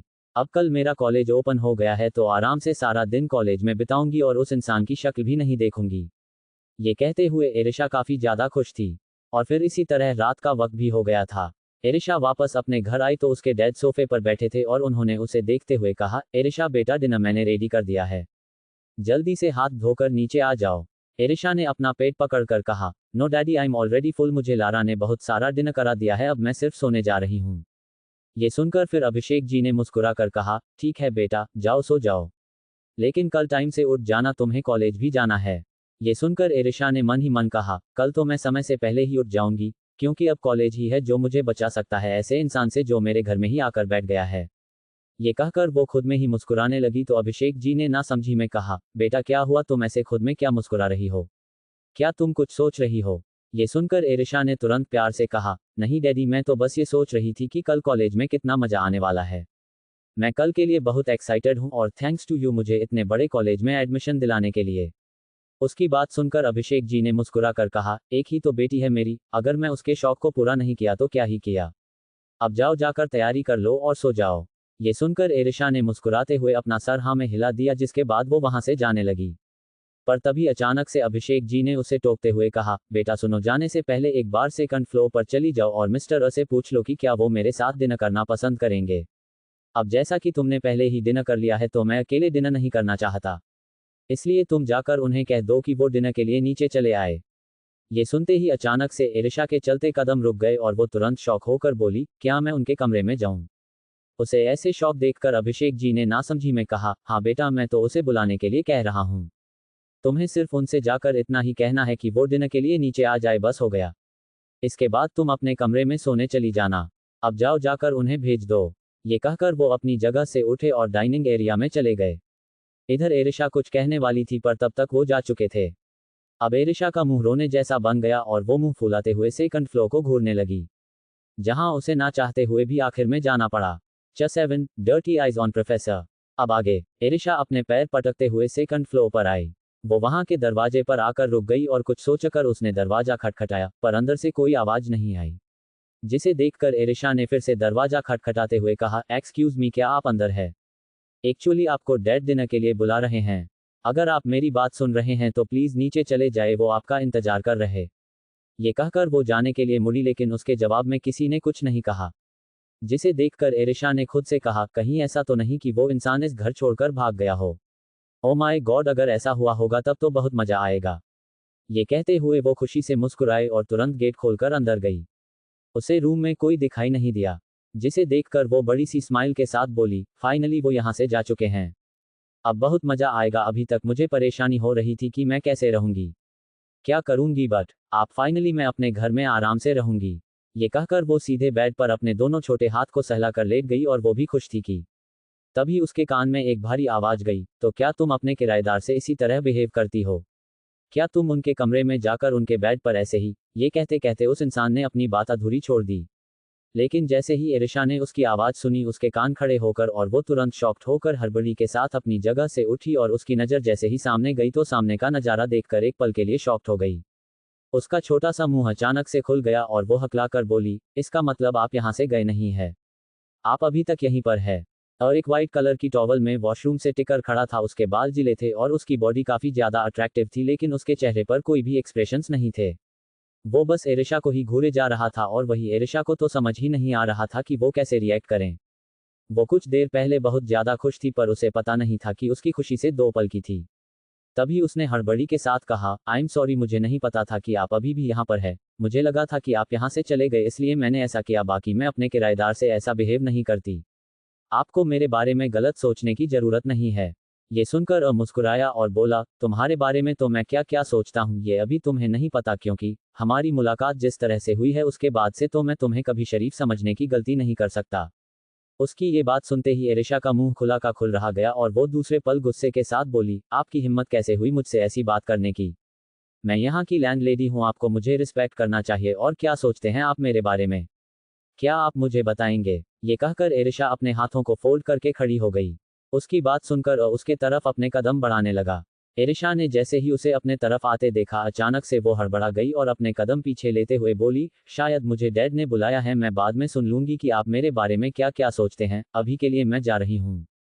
ये कहकर वो जैसे ही जाने के लिए मुड़ी, तभी वो उसके सामने आकर खड़ा हो गया और तिरछी मुस्कुराहट के साथ बोला, मैं जानता हूँ तुम्हारी इमेजिनेशन कितनी वाइट है, खासकर मुझे लेकर, और तुम अभी के लिए मेरे बारे में क्या क्या सोच रही हो मुझे ये भी पता है। तो मुझे इस कंडीशन में देखकर खुद को कंट्रोल नहीं कर पा रही हूँ और you want to touch me. ये सुनते ही एरिशा का मुंह खुला का खुला रह गया और वो तुरंत शॉक होकर बोली, क्या क्या आपने कि मैं आपको टच करना चाहती हूँ? हाउ इम्पॉसिबल, आप ऐसी बातें सोच भी कैसे सकते हैं? इसके जवाब में अब बिना किसी एक्सप्रेशंस के साथ बोला, मैं इस वक्त जिस कंडीशन में हूँ, अभी कोई दूसरी लड़की होती तो कब की यहाँ से चली जाती, लेकिन तुम अपनी नज़रों का फायदा उठा रही हो मुझे ऐसे देखकर। ये सुनकर अब दूसरे ही पल एरिशा ने को ठीक से देखा और को ऐसी कंडीशन में देखते ही उसका चेहरा दूसरे पर लाल हो गया और वो तुरंत घबराकर बोली, ओ नंबर, मैं तो सच में कितने स्टूपिड हूँ। मैं ऐसे कैसे इस इंसान के सामने खड़ी रह सकती हूँ? सच में मैं कितनी बेवकूफ़ हूँ। ये इंसान मेरे बारे में इतनी गलत गलत बातें सोचेगा। ये कहकर वो तुरंत अपनी जगह से लड़खड़ाए और दौड़ते हुए सीधे वहां से बाहर जाने लगी। लेकिन तभी अचानक से ने उसके कलाई को पकड़ लिया, जिसे देखते ही एरिशा तुरंत गुस्से के साथ बोली, क्या कर रहे आप? छोड़िए मुझे, मैं यहाँ पर कोई आपका फ़ायदा नहीं उठाने आई थी, बल्कि डैड ने कहा था कि मैं आपको डिनर के लिए इनवाइट कर लूँ, इसलिए मैं यहाँ पर आई। मुझे नहीं पता था आप मेरे बारे में ऐसी बातें सोचेंगे। छोड़ दीजिए मुझे, मुझे आपसे कोई बात ही नहीं करनी। तभी ने उसे ध्यान से देखते हुए कहा, क्या तुम मुझसे सॉरी नहीं बोलना चाहती? सॉरी का नाम सुनकर ना समझी में एरिशा ने कहा, सॉरी, लेकिन किस बात के लिए सॉरी? और मैं आपसे सॉरी क्यों बोलूं? ये सुनकर ने उसके हाथ को छोड़ दिया और ठंडी आवाज में बोला, तुम्हारे पास अभी बिल्कुल भी मैनर्स नहीं है। तुम्हें बहुत कुछ सीखना है और सबसे पहले तुम्हें बेसिक मैनर्स सीखने चाहिए, जैसे कि अगर गलती करो तो सॉरी बोलो। ये सुनकर एरिशा ने शौक होकर कहा, पर मुझे समझ नहीं आ रहा मैंने गलती कौन सी की है। इसके जवाब में उसकी आंखों में आंखें डालते हुए बोला, तुम्हें वाकई अच्छे से पता है कि तुमने कोई गलती नहीं की है। ये सुनकर एरिशा खुद परेशान होने लगी। की पर्सनैलिटी ऐसी थी कि सामने वाला खुद पर ही डाउट करने लगे। एरिशा ने तुरंत मुंह फुलाकर कहा, हाँ, मुझे याद नहीं है कि मैंने कोई गलती की है जिसके लिए मुझे सॉरी कहना है। जहां तक मुझे पता है, मैंने आपसे जो बदतमीजी की थी उसके लिए मैंने आपकी बात मानने वाली शर्त को एक्सेप्ट कर लिया था। इसके अलावा मैं कुछ भी नहीं जानती और अब मुझे छोड़िए, अगर आपको डिनर करना हो तो नीचे चले जाएगा, बाकी मैं जा रही हूँ। ये कहकर वो वहां से जाने के लिए मुड़ी, लेकिन तभी उन्हें कहा कल मिलते हैं। ये सुनकर एरिशा की आंखें बड़ी हो गई और उसने कहा कल क्यों मिलेंगे? इनफैक्ट अब तो शायद मैं आपसे दिल्ली मिल भी ना पाऊं क्योंकि अब मेरे कॉलेज स्टार्ट हो गए हैं और मैं वहां पर बहुत एंजॉय करूंगी। ये कहकर वो सीधे वहां से बाहर चली गई। इधर के चेहरे पर एक अजीब सी मुस्कुराहट आ गई। अगली सुबह सुबह का वक्त था और एरिशा गहरी नींद में सो रही थी। तभी उसके कमरे का दरवाजा खुला। अभिषेक जी अंदर आए और उसके सर पर हाथ फेरते हुए बोले, बेटा तुम्हें कॉलेज नहीं जाना क्या? तुमने कहा था कि तुम आज लेट नहीं होगी और देखो अभी तक तो तुम सो रही हो। अभिषेक जी की आवाज सुनकर एरिशा ने नींद भरी आवाज में कहा, डैडी बस 5 मिनट और सोने दीजिए। तभी अभिषेक जी ने कहा, बेटा अगर तुम 5 मिनट और सोगी तो आज फर्स्ट डे कॉलेज के लिए लेट हो जाओगे। क्या तुम चाहती हो कि तुम्हारे प्रिंसिपल या प्रोफेसर तुमसे नाराज हो? ये सुनते ही एरिशा की आंखें खुल गई। उसकी बड़ी बड़ी आंखें नींद से भरी हुई थी, लेकिन वो किसी तरह पेट पर उठकर बैठते हुए बोली, नहीं नहीं, मैं नहीं चाहती कि फर्स्ट डे ही कोई मुझे डांटे या पनिश करें। मैं जल्दी से रेडी होने जा रही हूँ, आप मेरे लिए ब्रेकफास्ट बना दो। ये कहते हुए वो बेड से उठी और दौड़ते हुए सीधे वॉशरूम में चली गई। उसे ऐसे जाते देख अभिषेक जी मुस्कुराए और बोले, इतनी बड़ी हो गई है फिर भी हमेशा उछल-कूद करती रहती है। ये कहते हुए वो भी वहां से बाहर निकल गए। कुछ ही देर में वो रेडी होकर मिरर के सामने खड़ी थी। उसने एक वाइट कलर की फुल ड्रेस पहन रखी थी, जिसमें उसने अपने बालों को सीरम लगाकर पूरा ओपन कर रखा था, जिसमें उसने छोटी छोटी क्लिप भी लगाई थी। चेहरे पर उसने हल्का न्यूड मेकअप किया था। पैरों में उसने ब्लैक स्नीकर्स डाल दिए और खुद को ऊपर से नीचे तक देखकर बोली, मैं नॉर्मल ही लग रही हूँ। मैं चाहती मेरी खूबसूरती से फर्स्ट डे ही कॉलेज के लड़के पागल हो जाए, इसलिए मैं अपनी खूबसूरती धीरे धीरे करके सबको दिखाऊंगी। ये कहकर वो खुद में ही मुस्कुराए और अपना कॉलेज बैग लेकर बाहर निकली। वो जब नीचे आई तो अभिषेक जी ने पहले ही ब्रेकफास्ट लगा रखा था। तभी एरिश ने कहा, लेकिन अभी के लिए मुझे बहुत लेट हो रहा है। लारा ने मुझे कॉल किया था, उसने कहा कि हम कैंटीन से खा लेंगे, इसलिए हमें जल्दी जाना है। ये सुनकर अभिषेक जी ने नाराजगी के साथ कहा, इसीलिए मैं तुम्हें सुबह जल्दी जाग रहा था जिससे कि तुम्हें इतनी जल्दबाजी न करनी पड़े, पर सुबह सुबह खाली पेट जा रही हो मुझे बिल्कुल अच्छा नहीं लग रहा है। रुको मैं थोड़ी देर में आता हूँ। ये सुनकर ना समझी में एरिशा ने कहा, डैडी मैंने कहा ना मुझे लेट हो रहा है। आखिर आप कर क्या रहे हैं? प्लीज जो भी करें जल्दी कीजिए, अगर मैं आपकी वजह से लेट हुई तो मैं आपसे नाराज हो जाऊंगी, फिर आपको मेरे लिए नूडल्स बनाने पड़ेंगे, वो भी एक्स्ट्रा स्पाइसी। वो अभी ये सब कुछ कह रही थी कि तभी अभिषेक जी अपने हाथ में छोटा सा बाउल लेकर आए। उन्होंने उसे दही और शक्कर खिलाते हुए कहा, ऐसे खाली पेट बाहर नहीं जाते, इसलिए तुम मुंह मीठा करके जाओ जिससे कि तुम्हारा ये कॉलेज का सफर बहुत शानदार रहे। ये सुनकर एरिशा के चेहरे पर हल्की सी स्माइल आ गई। वो बोली, थैंक यू डैडी, और अब मैं जा रही हूँ। ये सुनकर अभिषेक जी ने कहा, अपना ख्याल रखना। एरिशा ने अपना सर हिला दिया आने लगी, पर तभी वो जाते जाते रुक गई। अभिषेक जी ने ना समझी में कहा, क्या हुआ बेटा, तुम कुछ भूल गई? तभी एरिशा दौड़ते हुए अभिषेक जी के पास आए और वो चलकर उनके गाल पर किस कर ली और हंसकर वहां से जाते भी बोली, हाँ मैं आपको गुड बाय किस देना भूल गई थी। ये सुनकर अभिषेक जी मुस्कुरा दिए और बोले, पागल लड़की। जिसके बाद एरिशा वहां से चली गई। बाहर ही लारा अपनी कार लेकर खड़ी थी। एरिशा लारा के घर में आए और लारा कार लेकर सीधे कॉलेज के लिए निकल गई। कुछ ही देर में उनकी कार एक बड़े से आलीशान कॉलेज के बाहर रुकी। एरिशा ने कॉलेज को देखते ही अपनी आंखें बड़ी कर ली और बोली, आई कैंट बिलीव इट, इतने बड़े कॉलेज में पढ़ाई करने जा रही हूँ। सच मैंने तो मुझे एक ड्रीम कॉलेज की तरह लग रहा है, पता नहीं यहाँ क्या ही होने वाला है। पर तभी लारा ने कहा, मुझे कोई एक्साइटमेंट नहीं है। ये सुनकर बड़ी सी स्माइल के साथ एरिशा कार से बाहर निकलकर बोली, मुझे इतना तो पता है कि बहुत मजा आने वाला है और मैं तो कॉलेज देखकर एक्साइटेड हो गई, चलो जल्दी चलते हैं। मैं नहीं चाहती कि मैं अपना फर्स्ट लेक्चर ही भूल जाऊं और अभी तो हमें प्रिंसिपल ऑफिस में भी काम है। लारा ने अपना सर हिलाया। वो दोनों सीधे अंदर की तरफ बढ़ गए। आज फर्स्ट डे था इसलिए वहां काफी ज्यादा चहल पहल थी। बहुत सारे स्टूडेंट अंदर जा रहे थे और बाहर आ रहे थे। लारा और एरिशा दोनों ही सबसे पहले प्रिंसिपल ऑफिस में गए। वहां पर अपनी बुक्स और सब कुछ जानकर वो बाहर निकली और सीधे अपने क्लास की तरफ जाने लगी। तभी एरिशा ने एक्साइटमेंट के साथ कहा, वैसे तुम्हें क्या लगता है, क्या हम यहाँ पर नए दोस्त बन पाएंगे? इसके जवाब में आसपास देखकर लारा ने कहा, वैसे यहाँ के कुछ लड़के हमें ही घूर रहे हैं। मैं इस बार बॉयफ्रेंड बनाने में तुम्हारी हेल्प करूंगी। ये सुनकर एक्साइटमेंट के साथ एरिशा ने कहा, क्या तुम सच कह रही हो? क्या तुम वाकई मेरा बॉयफ्रेंड बनाने में हेल्प करोगी?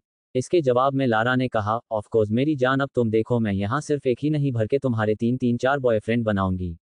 ये सुन एरिशा हंसने लगी और वो सभी क्लास की तरफ जाने लगे। वो जब क्लास में आई तो वहाँ काफी ज्यादा शोर हो रहा था। पूरी क्लास भरी हुई थी, चारों तरफ लारा और एरिशा सीट ढूंढने लगे। तभी एरिशा ने चिढ़कर कहा, मैंने पहले ही कहा था कि कार तेज चलाओ, हम लेट हो जाएंगे, तो हमें फ्रंट की सीट नहीं मिलेगी, अब हमें लास्ट बेंच पर ही बैठना पड़ेगा। ये सुनकर लॉरा ने भी मुंह बनाकर कहा, मुझे थोड़ी ना पता था कि यहाँ पर इतने सारे स्टूडेंट आ जाएंगे। अब चलो एटलीस्ट हमें लास्ट की बेंच तो मिली, वरना तो वो भी नहीं मिलती। ये सुनकर फिर एरिशा लारा दोनों ही सीधे लास्ट बेंच की तरफ चले गए। वो दोनों वहां पर बैठ गए। तभी आगे सीट पर बैठी एक लड़की ने कहा, हेलो, तुम भी यहाँ पर न्यू हो और मैं भी यहाँ पर नहीं हूँ। मेरा नाम तनुजा है और तुम दोनों का। इसके जवाब में एरिशा ने बहुत ही प्यार से कहा, मेरे डैडी ने मेरा नाम एरिशा रखा है। वो कहते हैं कि एरिशा नाम में मासूमियत होती है। उसकी बात सुनकर तनुजा मुस्कुराए और लारा ने बोरियत के साथ कहा, मेरा नाम लड़ा है, पर सॉरी, मैं तुमसे दोस्ती करने में इंटरेस्टेड नहीं हूँ।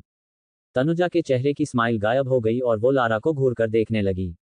तभी एरिशा ने हड़बड़ी के साथ कहा, एक्चुअली मेरी दोस्त थोड़ी बोरिंग है। वो जल्दी किसी से ज्यादा बात नहीं करती है, ना ही किसी से दोस्ती करती है, सो बुरा मत मानना। तभी फिर तनुजा ने कहा, ओके, पर क्या तुमने कुछ सुना है, आज का फर्स्ट लेक्चर कौन अटेंड करने वाले हैं? ये सुनकर ना समझी में एरिशा ने कहा, प्रोफेसर ही अटेंड करेंगे ना। इसके जवाब में तनुजा ने थोड़ा शर्माते हुए कहा, हाँ, प्रोफेसर ही अटेंड करेंगे, लेकिन तुमको पता भी है वो प्रोफेसर कितने ज्यादा हैंडसम है। हालांकि प्रोफेसर पर गंदी नजर डालना अच्छी बात नहीं है, लेकिन अगर प्रोफेसर इतनी हॉट और अट्रैक्टिव हो तो गंदी नजर अपने आप हो जाती है। ये सुनते ही एरिशा की आंखें बड़ी बड़ी हो गई और उसने कहा, व्हाट, क्या तुम सच कह रही हो? क्या आपको प्रोफेसर काफी ज्यादा हैंडसम है? क्या तुम उनसे पहले मिली हो? इसके जवाब में तनुजा ने अपना सर ना में हिलाकर कहा, नहीं, मैं उनसे मिली तो नहीं हूं, पर जब मैं अंदर आ रही थी तो मैंने कुछ लड़कियों को बात करते हुए सुना। वो कह रही थी कि पूरा कॉलेज हो उस प्रोफेसर से पढ़ाई करना चाहता है। इनफैक्ट कुछ लड़कियों ने तो अलग से कोचिंग क्लासेस भी करने की सोची है। मैं भी उनसे अलग से कोचिंग क्लासेस लूंगी, इतने हैंडसम प्रोफेसर से पढ़ने का मजा ही कुछ अलग है। अब एरिशा भी थोड़ी एक्साइटेड हो गई और बोली, अगर ऐसी बात है तो मैं भी देखना चाहती हूँ कि वो कितने हैंडसम है। तभी लारा ने चिढ़कर कहा, वो चाहे जितने हैंडसम है रहेंगे तो हमारे प्रोफेसर ही, और प्रोफेसर पर ऐसी गंदी नजर डालना और उनके बारे में पीछे ऐसी गंदी बातें करना ठीक नहीं है। अगर प्रिंसिपल को पता चला तो हमारी बैंड बज जाएगी, इसलिए चुपचाप अपने पढ़ाई पर ध्यान दो। ये सुनते ही एरिशा का मुंह बन गया। उसने चिढ़कर कहा, तुम्हें क्या प्रॉब्लम है? मैं प्रोफेसर पर लाइन थोड़ी ना मारने जा रही हूँ। मैं तो बस उनको देखूंगी, और वैसे भी तुम्हें जब इंसान में इंटरेस्ट नहीं है तो तुम दूर ही रहो। ये सुनकर लारा अपना सर डेस्क पर रखते हुए आंखें बंद करके बोली, ऑलराइट, जब ज्यादा इंपॉर्टेंट काम हो तो मुझे जगा देना, अभी मैं सोने जा रही हूँ। उसकी बात सुनकर एरिशा उसे घूरने लगी। तभी तनुजा ने वापस से स्माइल के साथ कहा, and you know what, he is very tall and charming, I am very excited. ये सब सुनकर अब एरिशा को भी अपने पेट में गुदगुदी महसूस हुई और उसने कहा, अब तो मैं बस जल्द से जल्द अपने प्रोफेसर सर से मिलना चाहती हूँ। वैसे फर्स्ट क्लास उनकी है ना? इसके जवाब में तनुजा ने कहा, हाँ, क्या तुम्हें दिखाई नहीं दे रहा है लड़कियां कैसे फ्रंट सीट पर बैठी हुई है, सिर्फ और सिर्फ प्रोफेसर सर का फोकस पाने के लिए। वो थोड़ी देर में आते ही होंगे, अपना अपना दिल थाम लो। ये सुनकर एरिशा ने भी बहुत ही बड़ी सी स्माइल के साथ सीधे गेट की तरफ देखने लगी। इस वक्त उसका दिल जोरों से धड़क रहा था और वही बाकी सब भी सिर्फ गेट के तरफ ही देखे जा रहे थे। तभी उन्हें गेट के पास कुछ हलचल महसूस हुई, जिसे सुनते ही अचानक से सभी लड़कियां जोर जोर से हूटिंग करते हुए बोली, प्रोफेसर सर आ गए। हमारे prince charming professor sir finally आ चुके हैं। और कुछ लड़कियां कहने लगी, प्रोफेसर सर पर नजर मत डालना, वो मेरे हैं, क्योंकि मैं इस पूरे एरिया की सबसे रिच गर्ल हूं। इसलिए सबसे पहले वो मुझे ही एक्स्ट्रा क्लासेस देंगे। वो सभी लड़कियां एक से बढ़कर एक बातें कर रही थी और वही एरिशा ये सब कुछ बस चुपचाप सुनाई जा रही थी। वो चाहकर भी उनमें शामिल नहीं हो सकती थी, क्योंकि वो ना तो उनके जैसे कोई अमीर थी और ना ही वो एक्स्ट्रा क्लासेस अफोर्ड कर सकती थी। जिस वजह से उसने गेट से अपनी नजरें हटा ली और चुपचाप अपने नोटिस में देखने लगी। तभी लारा ने धीरे से कहा, इसलिए मैं कह रही थी कि ज्यादा सपने मत देखो, जो जितना अट्रैक्टिव होता है वो उतना ही एक्सपेंसिव भी होता है, और तुम उसे अफोर्ड नहीं कर सकती, इसलिए चुपचाप अपने पढ़ाई पर ध्यान दो। ये सुनकर एरिशा अपना छोटा सा सिर हिलाते हुए धीरे से बोली, तुमने सही कहा यार, मुझे ज्यादा इन सब के बारे में नहीं सोचना चाहिए। मेरे डैडी यहाँ पर मुझे पढ़ाई करने के लिए भेजा है तो मुझे से पढ़ाई करनी चाहिए। लेकिन लारा ने कहा, पर तुम फिक्र मत करो, मैं तुम्हारा बॉयफ्रेंड जरूर बनाऊंगी। ये सुनकर एरिशा ने चमकते हुए अपने दांत दिखा दिए और अपना बुक निकालने लगी। तभी एक लंबी चौड़ी पर्सनैलिटी वाला इंसान उस क्लास के अंदर दाखिल हुआ। क्लास में जो शोर हो रहा था, उस इंसान के अंदर आते ही बिल्कुल सन्नाटा छा गया, जैसे वहां मातम छा गया हो। वो इंसान एक ब्लैक आउटफिट में था। उसके हाथ में एक बुक थी और उसके चेहरे पर कोई भी एक्सप्रेशंस नहीं थी। वो एक नज़र पूरी क्लास को घूरते हुए अपनी सर्द आवाज में बोला, हेलो स्टूडेंट, कैसे हैं आप सब? आई होप मेरे साथ आप सब की ये क्लास बेस्ट होगी, और आज से मैं आप सब का प्रोफेसर गर्वित रावत हूँ। Nice meeting you all. उस आवाज को सुनते ही पूरी क्लास तो एक्साइटेड थी, लेकिन एरिशा के पैरों तले जमीन खिसक गई और वो बेहद ही शॉक्ड एक्सप्रेशन के साथ सामने गर्वित रावत को देखते ही वो दंग रह गई। चैट ओफ ये प्रोफेसर। अब आगे एरिशा को तो अपनी आंखों पर यकीन नहीं हो रहा था। उसने तुरंत अपनी बड़ी बड़ी आंखों को जोर जोर से रब किया और फिर जब उसने वापस से देखा तो उसके सामने वो इंसान खड़ा था जो उसके गर्वित एक नाम की पहचान से रहता था, और वो भी अपना नाम गर्वित रावत बता रहा है। इस वक्त एरिशा को तो कुछ समझ ही नहीं आ रहा था कि आखिर उसके साथ हो क्या रहा था, और फिर तभी लारा की भी नज़र प्रोफेसर पर चली गई और उस प्रोफेसर को देखते ही लारा की भी आंखें बिल्कुल एरिशा की तरह बड़ी हो गई और वो तुरंत एरिशा को जोर जोर से हिलाते हुए बोली, यार मैं कोई सपना तो नहीं देख रही हूं ना?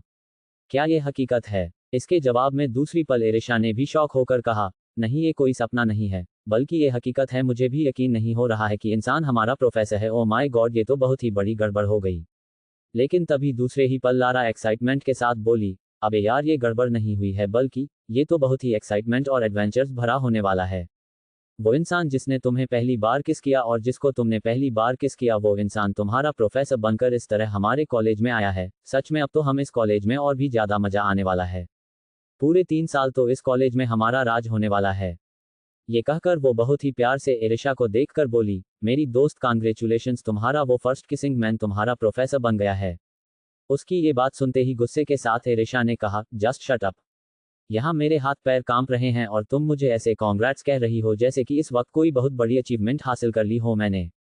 ये सुनकर लारा ने हंसते हुए कहा, तुमने अचीवमेंट ही हासिल की है, वरना तुम खुद सोचो, जिसे तुम कोई स्ट्रेंजर समझ रही थी वो ऐसे तुम्हारे कॉलेज में तुम्हारा ही प्रोफेसर बनकर आया है। ये बहुत ही बड़ी बात है। ये तो मुझे कोई डेस्टिनी लगती है। मुझे लगता है कि डेस्टिनी भी तुम स्टूडेंट और प्रोफेसर को मिलाना चाहता है।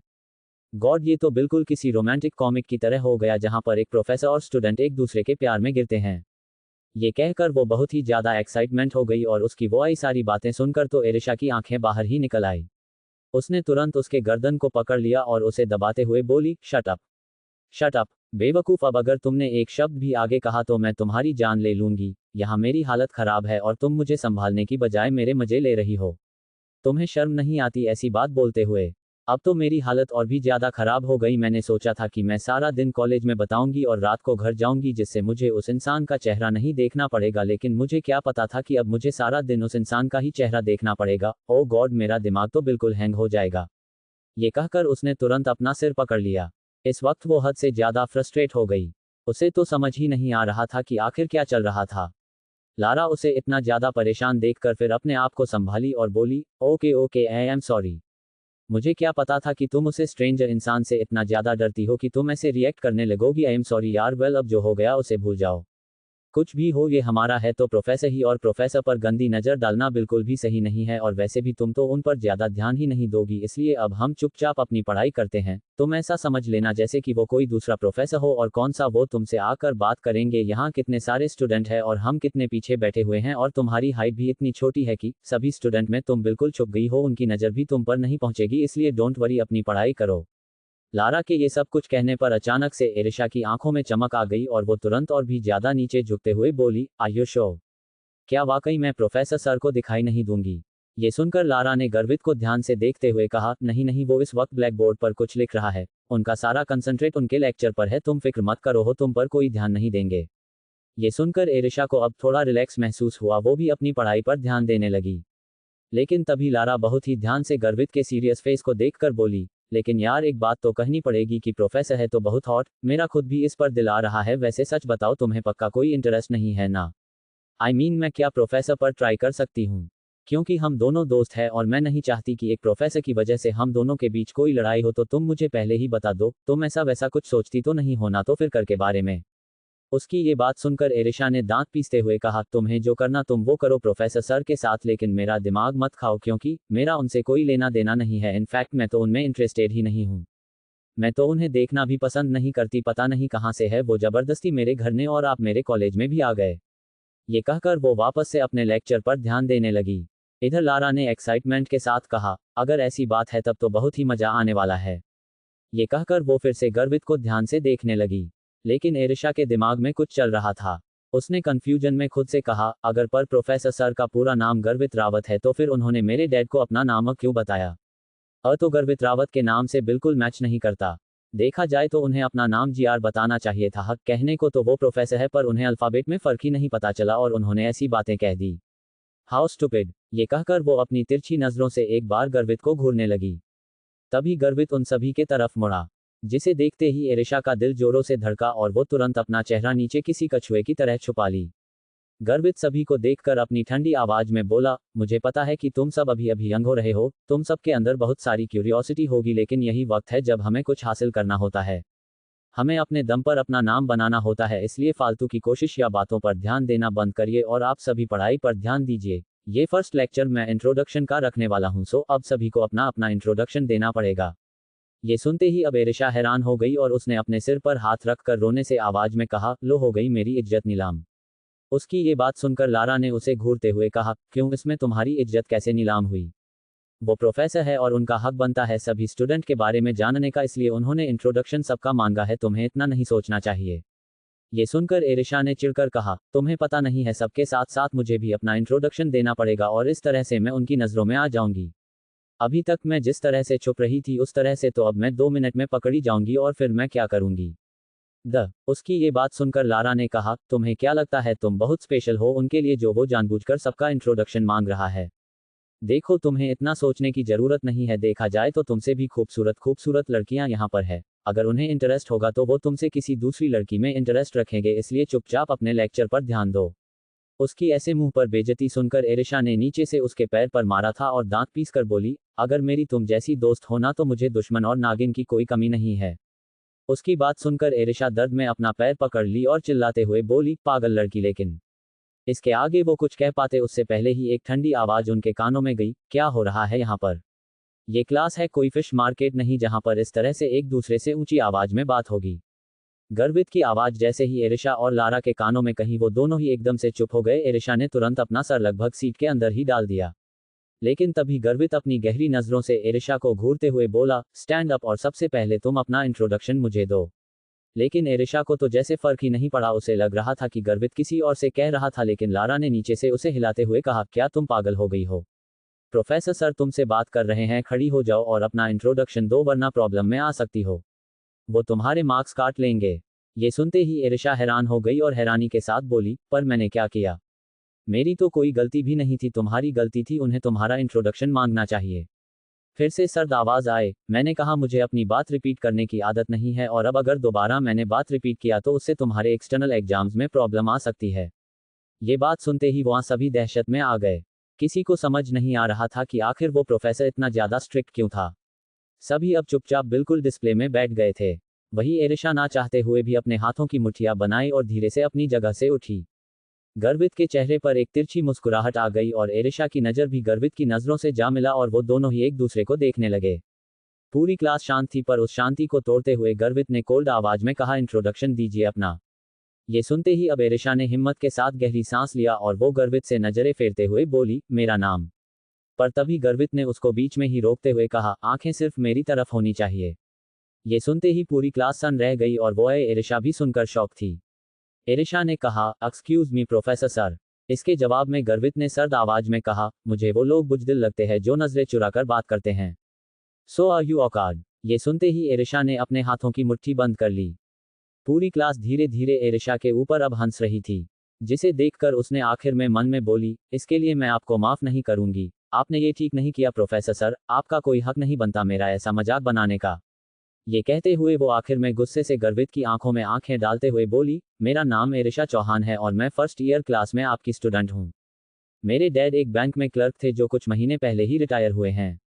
मेरी मॉम मेरी 5 साल की उम्र में ही इस दुनिया से चली गई। मैं अपने डैड की इकलौती बेटी हूँ। बस यही मेरा इंट्रोडक्शन है। उसकी ये बात सारी क्लास सुन रही थी और उस क्लास में एक फ्रंट सीट पर लड़का बैठा हुआ था। वो काफ़ी हैंडसम था और वो एरिशा को बहुत ही गौर से देख रहा था। आखिर में एरिशा का इंट्रोडक्शन सुनकर उसके चेहरे पर एक हल्की सी स्माइल आ गई। उसने खुद से कहा, एरिशा बहुत ही प्यारा नाम है। इधर एरिशा ये कहते हुए गुस्से से गर्वित से अपनी नज़रें फेर ली और चुपचाप बैठ गई। गर्वित उसकी बातें गौर से सुन रहा था और आखिर में उसने सभी क्लास की तरफ देखते हुए कहा, आज की क्लास यही डिसमिस होती है। बाकी लड़कियां जो गर्वित को इम्प्रेस करने के लिए अपने हाई फाई स्टैंडर्ड वाले अपने इंट्रोडक्शन रेडी कर चुकी थी। गर्वित के बोलते ही वो सब बिल्कुल शॉक्ड हो गई और गर्वित ये कह वहां से बाहर निकल गया और सभी गर्वित को जाते हुए बस देखते रह गई। च 9 डोंट फ्लर्ट विथ हर। अब आगे पूरी क्लास अभी भी बिल्कुल शांत थी। तभी लारा ने एरिशा को नीचे बिठाते हुए कहा, यार आखिर ये हो क्या रहा है, मुझे तो कुछ समझ नहीं आ रहा है। एरिशा ने भी ना समझी में कहा, हाँ मुझे भी कुछ समझ नहीं आया, लेकिन अभी वो कुछ बात करते उससे पहले ही वहां पर दूसरी टीचर आ गए, जिस वजह से वो सभी वापस से अपना अपना लेक्चर पर ध्यान देने लगे। थोड़ी देर बाद लंच का टाइम हो गया था। एरिशा और लारा दोनों ही एक साथ क्लास से बाहर निकले और सीधे कैंटीन की तरफ जाने लगे। एरिशा ने अपने पेट को पकड़ते हुए कहा, पहली बार मेरे दिमाग ने इतनी पढ़ाई की है, मुझे अब एहसास हो रहा है कि मैं वाकई कॉलेज में आ गई हूँ। पता नहीं 3 साल कैसे मैं इस कॉलेज में पढ़ाई करूंगी, यहाँ की पढ़ाई कितनी ज़्यादा टफ है। ये सुनकर लारा ने कहा, भूलो मत, तुम्हें टेक्नोलॉजिस्ट बनना है और इसके लिए तुम्हें एक्स्ट्रा क्लासेस भी करनी पड़ेगी और अभी तो तुम्हें बायोलॉजी पढ़ने भी जानी पड़ेगी और मैंने सुना है कि वो लैब में लेकर जाते हैं और वहाँ पर बहुत सारे केमिकल के साथ में एक्सपेरिमेंट करवाएंगे।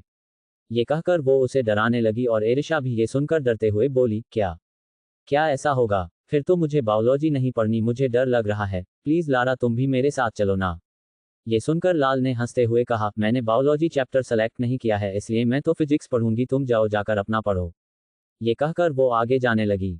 एरिशा का मुंह बन गया और वो भी उसके पीछे जा रही थी कि तभी किसी ने पीछे से उसे रोकते हुए कहा, हेलो एरिशा। किसी अनजान के मुंह से खुद का नाम सुनकर एरिशा के चलते कदम रुक गए। लारा भी ना समझी में अपनी जगह रुककर पीछे देखने लगी। पीछे वही हैंडसम सा लड़का खड़ा था और उसके चेहरे पर एक स्माइल थी। एरिशा ने उस लड़के को देखा तो हिचकी जाते हुए बोली, हेलो, मैं आपको नहीं जानती, पर आपको मेरा नाम कैसे पता चला? क्या हम पहले कहीं मिले हैं? इसके जवाब में अपना सर ना में हिलाकर उस लड़के ने मुस्कुराकर कहा, नहीं, एक्चुअली हम पहली बार मिल रहे हैं क्योंकि आज फर्स्ट डे तुम्हारा कॉलेज का है तो फर्स्ट डे मेरा भी है, लेकिन मैंने तुम्हारा इंट्रोडक्शन सुना था, तुम वाकई बहुत ब्रेव हो, मुझे तुम्हारा इंट्रोडक्शन बहुत पसंद आया। ये कहकर उस लड़के ने अपना हाथ आगे बढ़कर कहा, हेलो, मेरा नाम आदर्श है, जो मुझे आदि कहकर बुलाते हैं, तुम जो चाहे वो मुझे बुला सकती हो। ये सुनकर एरिशा ने उसके हाथ को देखा और कुछ सोचकर लारा को देखने लगी। लारा अपनी गार्डन दूसरी तरफ घूमते हुए आंखों से कुछ इशारा करने लगी। एरिशा हल्के से स्माइल की और अपना हाथ आगे बढ़ाकर आदर्श से मिलाते हुए बोली, हेलो आदर्श, मेरा नाम एरिशा है, जैसा कि तुम पहले से ही जानते हो।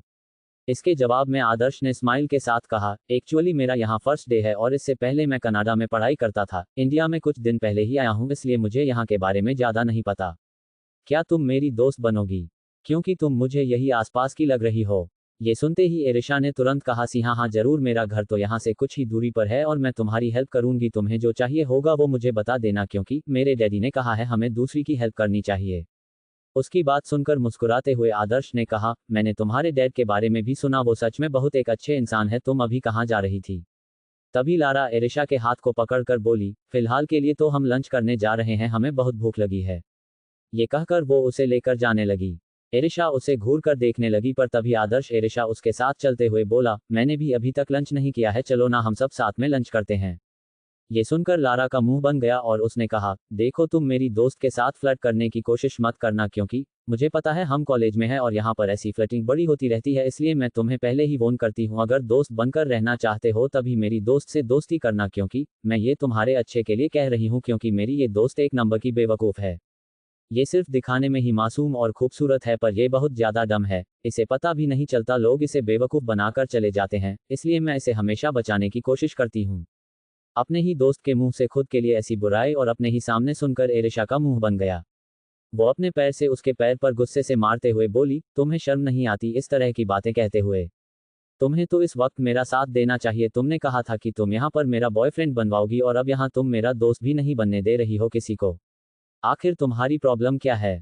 उसकी ये बात सुनकर लारा दर्द में अपना पैर पकड़कर बोली, पागल लड़की, मैं तो तुम्हारे अच्छे के लिए कह रही थी, इतनी जल्दी किसी पर यकीन नहीं करते। तभी आदर्श उन दोनों की लड़ाई देख जल्दी से बोला, आई एम सॉरी, मुझे नहीं पता था कि आप सब मेरे दोस्ती करने का इतना गलत मतलब निकालेंगे। मैंने कनाडा से पढ़ाई की थी, इसलिए मुझे यहाँ के बारे में अभी इतना नहीं पता। बचपन में ही मैं यहाँ से चला गया था और अब डायरेक्ट में कॉलेज चलाया, इसलिए मुझे यहाँ के बारे में वाकई कुछ समझ नहीं आ रहा है, तो बस इसलिए आपसे हेल्प मांगी, बाकी कोई बात नहीं, अगर आप मुझे गलत समझ रही है तो मैं किसी और से हेल्प मांग लूंगा। ये कहकर आदर्श वहां से जाने लगा। लेकिन तभी एरिशा तुरंत उसके तरफ आए और उसके स्लीव्स को पकड़कर बोली, नहीं नहीं, तुम्हें कहीं जाने की जरूरत नहीं है, मैं तुमसे दोस्ती करूंगी, वैसे भी ये लारा मेरी दोस्त नहीं बल्कि दुश्मन है और मुझे असलियत में एक दोस्त की जरूरत है, चलो आज हम दोनों एक साथ लंच करेंगे। ये कहकर उसने लारा से मुंह फेर लिया और आदर्श के साथ कैंटीन में चली गई। वही लारा उन्हें जाते देख गुस्से से बोली, कॉलेज आते ही रंग दिखा दिया तूने अपना, अब देखना अंकल से कैसे तेरी शिकायत करती हूँ। ये कहकर वो वहां से पैर पटकते हुए जैसे ही जाने के लिए मुड़ी, सामने ही उसके कोई खड़ा था, जिसे देखते ही लारा एकदम से शॉक हो गई। देखते देखते आज की सारी क्लासेस खत्म हो गई। क्लासेस खत्म होने के बाद एरिशा आदर्श के साथ कॉलेज से बाहर निकली। लारा उसके पीछे पीछे मुंह बनाकर आ रही थी। तभी एरिशा ने आदर्श से मुस्कुरा कर कहा, आदर्श कल हम दोनों लाइब्रेरी में मिलेंगे, बाय, अब मैं जा रही हूँ। ये सुनकर आदर्श ने कहा, मैं तुम्हें अपनी कार से ड्रॉप कर सकता हूँ। इसके जवाब में अपना सर ना में हिलाते हुए एरिशा ने कहा, नो इट्स ओके, मैं लारा के साथ आई थी और उसी के साथ जाऊंगी, वरना वो मुझसे और भी ज्यादा नाराज हो जाएगी और फिर उसके पास मेरी ऐसे ऐसे राज है जो डैडी से बता देगी और फिर डैडी मुझसे नाराज हो जाएंगे, इसलिए मैं उसे नाराज नहीं कर सकती। उसकी ये बात सुनकर आदर्श मुस्कुराते हुए लारा को देखने लगा, जो उनकी तरफ ही कान लगाए खड़ी सब सुन रही थी, लेकिन आदर्श के देखते ही वो तुरंत इधर उधर देखने लगी। आदर्श इसको देखकर मुस्कुराते हुए बोला, ओके तो अभी मैं जा रहा हूँ, हम कल मिलते हैं। इसके जवाब में अपना सिर हिलाते हुए एरिशा ने बार कहा, ऑक। इसके बाद आदर्श अपनी ब्रांडेड स्पोर्ट्स कार से वहां से निकल गया। एरिशा उसकी स्पोर्ट्स कार को ही देखे जा रही थी। उसे देखकर उसकी आंखों में एक चमक आ गई थी। तभी लारा ने उसके चेहरे की तरफ हाथ फेरते हुए कहा, अगर तुमने सपने देख लिए हो तो घर चले, क्योंकि उसे स्पोर्ट्स कार में बैठने का सपना तो मैं तुम्हारा पूरा नहीं होने दूंगी। उसकी ये बात सुनते ही एरिशा ने चिढ़कर कहा, हाँ मुझे पता है तू मेरी दोस्त नहीं दुश्मन हो, तो तुमको मेरी खुशी कहाँ से दिखाई देगी। अब चलो अपनी बाइक खटारा कार में। ये सुनते ही लारा ने गुस्से के साथ कहा, खबरदार, जो मेरी कार को खटारा कहा तो उसे मेरे डैडी ने मेरे फर्स्ट बर्थडे गिफ्ट कर दिया था। मैं चाहूँ तो खुद भी स्पोर्ट्स कर ले सकती हूँ, पर वो मेरे डैडी का गिफ्ट था, इसलिए मैंने आज तक उसे चेंज नहीं किया। उसके सेंटिमेंटल इशू को देखकर फिर आखिर में एरिशा ने कहा, okay okay, I am sorry, नहीं कहूंगी मैं नेक्स्ट टाइम से उसे खटारा, अब चलो। इसके बाद वो दोनों वहां से सीधे घर के लिए निकल गई। कुछ देर में लारा ने एरिशा को उसके घर ड्रॉप कर दिया। एरिशा अंदर गई और वो सीधे कमरे में जाकर सो गई। देखते देखते रात के 9 बज गए। जब अभिषेक जी ने उसके कमरे का दरवाजा खटखटाते हुए कहा, एरिशा बेटा डिनर रेडी हो गया है और चलो नीचे हम डिनर करते हैं। ये सुनकर एरिशा, जो अब नींद से हल्की जाग गई थी, उसने धीरे से कहा, डैडी आप मेरा इंतजार कीजिए, मैं थोड़ी देर में आ रही हूँ। अभिषेक जी मुस्कुराते हुए नीचे चले गए। इधर एरिशा उनके जाने के बाद बेड से उठी और अपने बिखरे बालों को समेटते हुए वॉशरूम में चली गई। कुछ देर बाद वो फ्रेश होकर बाहर आई। उसकी आंखों में अभी भी नींद भरी थी। उसके फूले फूले गाल बिल्कुल लाल थे और वो सीधे वहां से नीचे की तरफ बढ़ गई। उसने शॉर्ट्स पहन रखे थे। उसकी छोटी लेकिन गोरी लेग्स विजिबल थे। वो सीधे नीचे आए और जैसे ही डाइनिंग एरिया में पहुंचकर वो अपने चेयर पर बैठने को हुई, उसे अपने सामने एक शख्स बैठा दिखाई दिया, जिसे शायद वो देखना नहीं चाहती थी, और उसे देखते ही वो जोर से चिल्लाई, आप यहाँ। उसके ऐसे चिल्लाने से अभिषेक जी, जो इस वक्त गर्वित को फ्राइड राइस सर्वे कर रहे थे, वो एकदम से रुक गए और एरिशा को घूरते हुए धीरे से बोले, एरिशा तुम इस तरह चिल्ला क्यों रही हो बेटा, चुपचाप बैठकर डिनर करो। लेकिन इस वक्त गर्वित की नज़र सिर्फ एरिशा के ऊपर टिकी हुई थी और एरिशा भी सिर्फ गर्वित को ही गुस्से से घूर रही थी। तभी उसने अभिषेक जी से कहा, डैडी मुझे भूख नहीं है। ये सुनकर अभिषेक जी ने ना समझी मैं कहा, ये तो इम्पॉसिबल है, तुम्हें तो भूख नहीं होती तब भी तुम खा लेती हो, और अभी तो तुम कॉलेज से आई हो और तुम कह रही हो कि तुम्हें भूख नहीं है। क्या हुआ बेटा, कॉलेज में कुछ हुआ है क्या? ये सुनकर एरिशा ने दांत पीसते हुए गर्वित को देखकर कहा, डैडी क्या आपको पता है आप जिसे इतने प्यार से डिनर कर रहे हैं उस इंसान की असलियत क्या है? ये सुनकर गर्वित की एक्सप्रेशंस गहरी हो गए और वो एरिशा को अब गहरी नजरों से देखने लगा। लेकिन अभिषेक जी को कुछ समझ नहीं आया और वो ना समझी मैं गर्वित को देखकर बोले, बेटा एरिशा आपके बारे में क्या कह रही है, मैं कुछ समझ नहीं पाया। गर्वित काफी देर से चुप था, लेकिन अभिषेक जी के बोलने पर उसने आखिर में हल्के से सांस भरते हुए कहा, मुझे नहीं पता आपकी बेटी क्या कह रही है। ये सुनते ही एरिशा का मुंह बन गया। उसने अपने दोनों हाथ को टेबल पर पटकते हुए कहा, मेरे डैडी इनोसेंट है, आप उन्हें बेवकूफ नहीं बना सकते। सबसे पहले मुझे अपनी असलियत बताएं, आखिर आपका नाम क्या है? आप यहाँ पर अपना नाम अब बता रहे हैं और मेरे कॉलेज में आप मेरे प्रोफेसर बनकर आए हुए हैं, आखिर आप असलियत में है कौन? अभिषेक जी ने जैसे ही ये बात सुनी वो पल के लिए हैरान हो गए और वो रानी के साथ गर्वित और एरिशा को ही देखने लगे। क्या जवाब देगा अब गर्वित? आखिर क्या है उसकी असलियत? कमेंट में करना। अगर सेकंड चैप्टर चाहिए तो इस नॉवल से जुड़ी अपडेट पाने के लिए जुड़िए मेरे व्हाट्सएप चैनल पर, वहां आपको रेगुलर हर एक चीज की अपडेट मिलेगी। WhatsApp channel link underscore follow the your sunshine channel on WhatsApp https skeptical smiley face whatsapp.com/channel/0029 walk 5 nnfhwq7 vj5 cs1d चटन blackmailing. अब आगे। तभी अभिषेक जी ने दूसरे ही पल हैरानी के साथ पूछा, आखिर ये सब हो क्या रहा है बेटा? एरिशा क्या कह रही है, मुझे कुछ समझ नहीं आ रहा है। तभी एरिशा ने दांत पीसते हुए कहा, daddy let me tell you. ये जो आपके सामने इतने शरीफ बनकर बैठे हुए हैं वो मेरे प्रोफेसर है, वो भी मेरे एक्स्ट्रा एक्सट्रीम के। अभिषेक शॉक्ड हो गए और वो तुरंत हैरानी के साथ ही गर्वित को देखकर बोले, क्या ये मैं क्या सुन रहा हूँ, क्या बेटा तुम एरिशा के प्रोफेसर हो?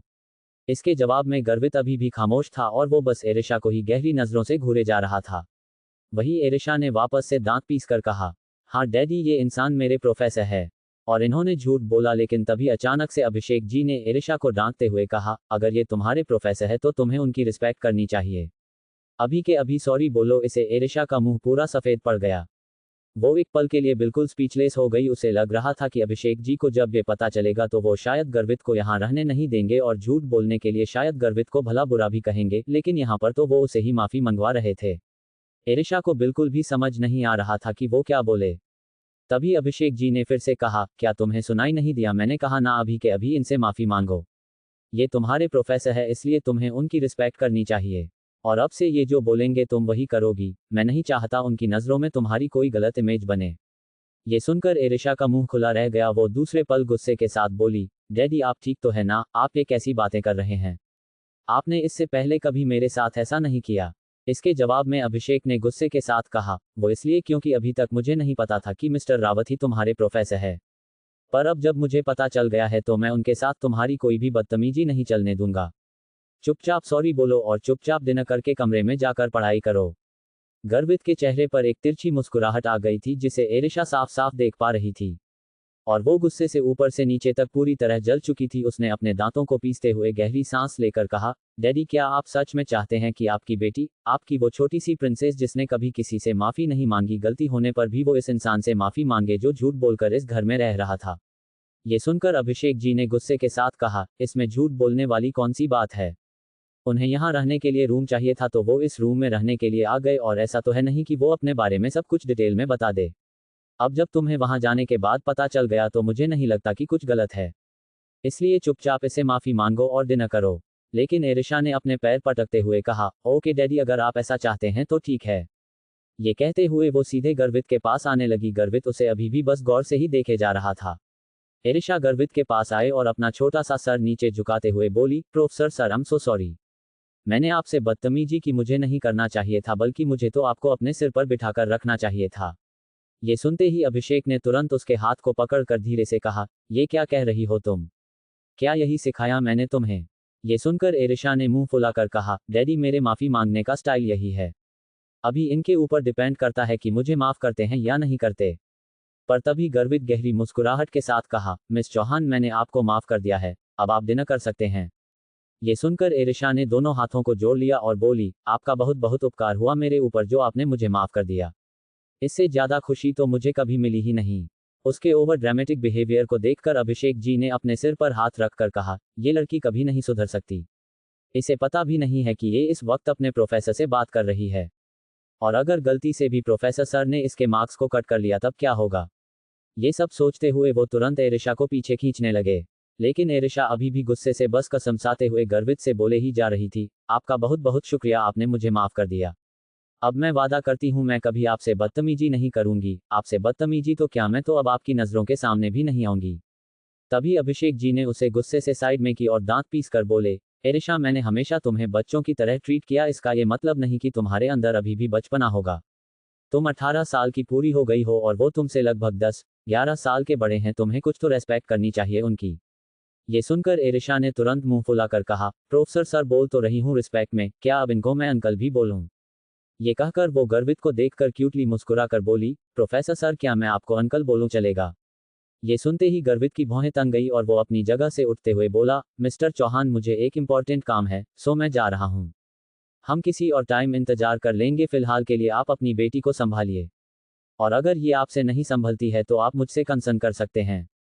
मैं ऐसे बिगड़े हुए बच्चे को अच्छे से संभालना जानता हूँ। गर्वित एरिशा की तरफ से गुजरा लेकिन उसकी उंगलियां एरिशा के कमर को टच कर गई, जिससे एरिशा एक पल के लिए पूरी तरह से हिल गई और उसने कसकर अपने ड्रेस को पकड़ लिया और गर्वित तिरछा मुस्कुराते हुए वहां से चला गया। इधर उसके जाते ही अभिषेक अब एरिशा पर गुस्से से चिल्लाते हुए बोले, चुपचाप अपने कमरे में जाओ, तुम्हारी बदतमीजी और दिन पर दिन बढ़ती जा रही है। उद्धरण चिन्ह। अपने डैड की डांट सुनकर एरिशा की आंखों में आंसू आ गए और वो तुरंत दौड़ते हुए वहां से जाते हुए बोली, डैडी, मुझे पता था आप प्रोफेसर सर की वजह से मेरे साथ ऐसा कर रहे हो।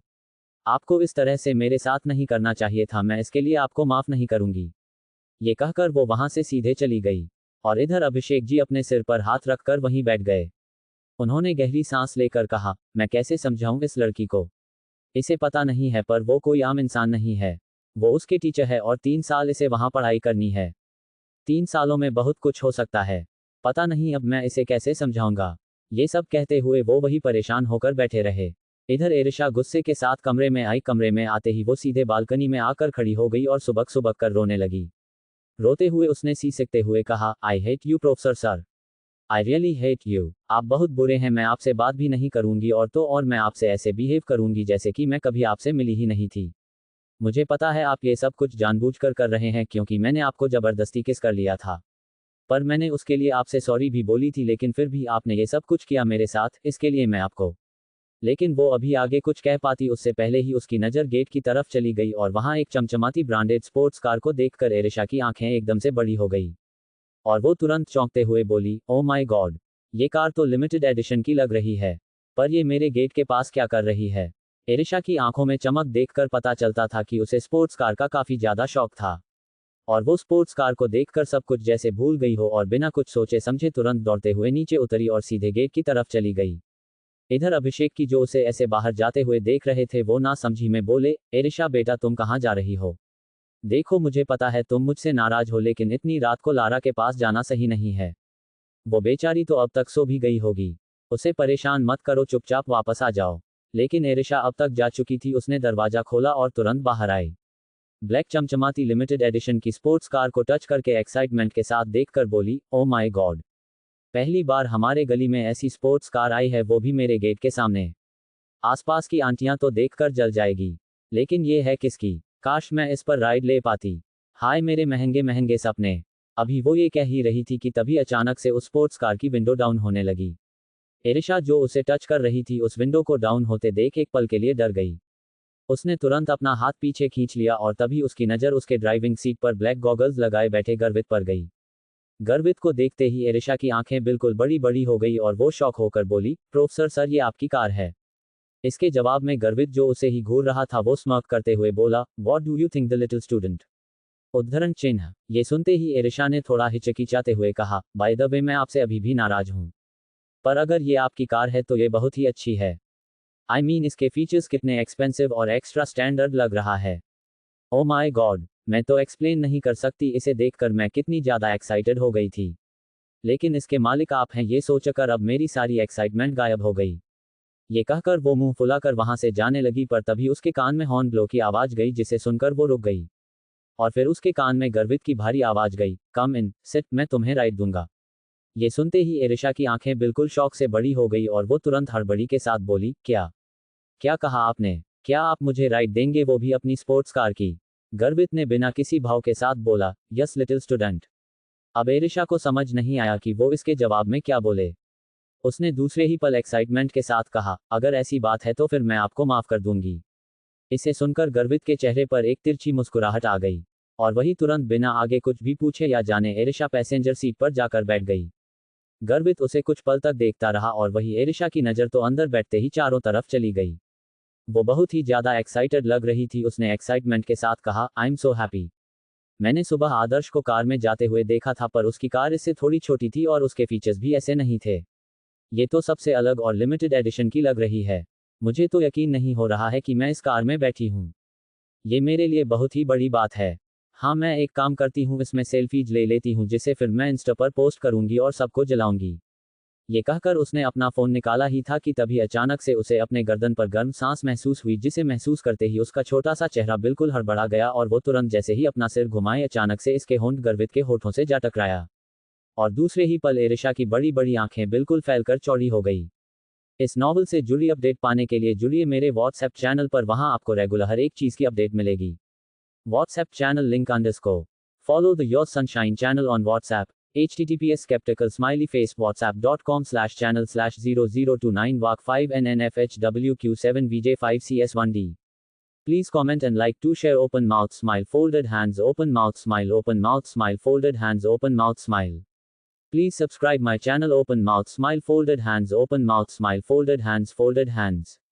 URL, URL, URL, URL, URL, 800 likes, 64 comments, 15 shares, URL, URL, 839 likes, 90 comments, 9 shares, URL, WhatsApp channel link _ Follow the Your Sunshine channel on WhatsApp, https skeptical smiley face whatsapp.com/channel/0029 WAC 5NNFHWQ7VJ5CS1D 1K likes, 87 comments, 10 shares, URL, 1K likes, 96 comments, 31 shares, URL,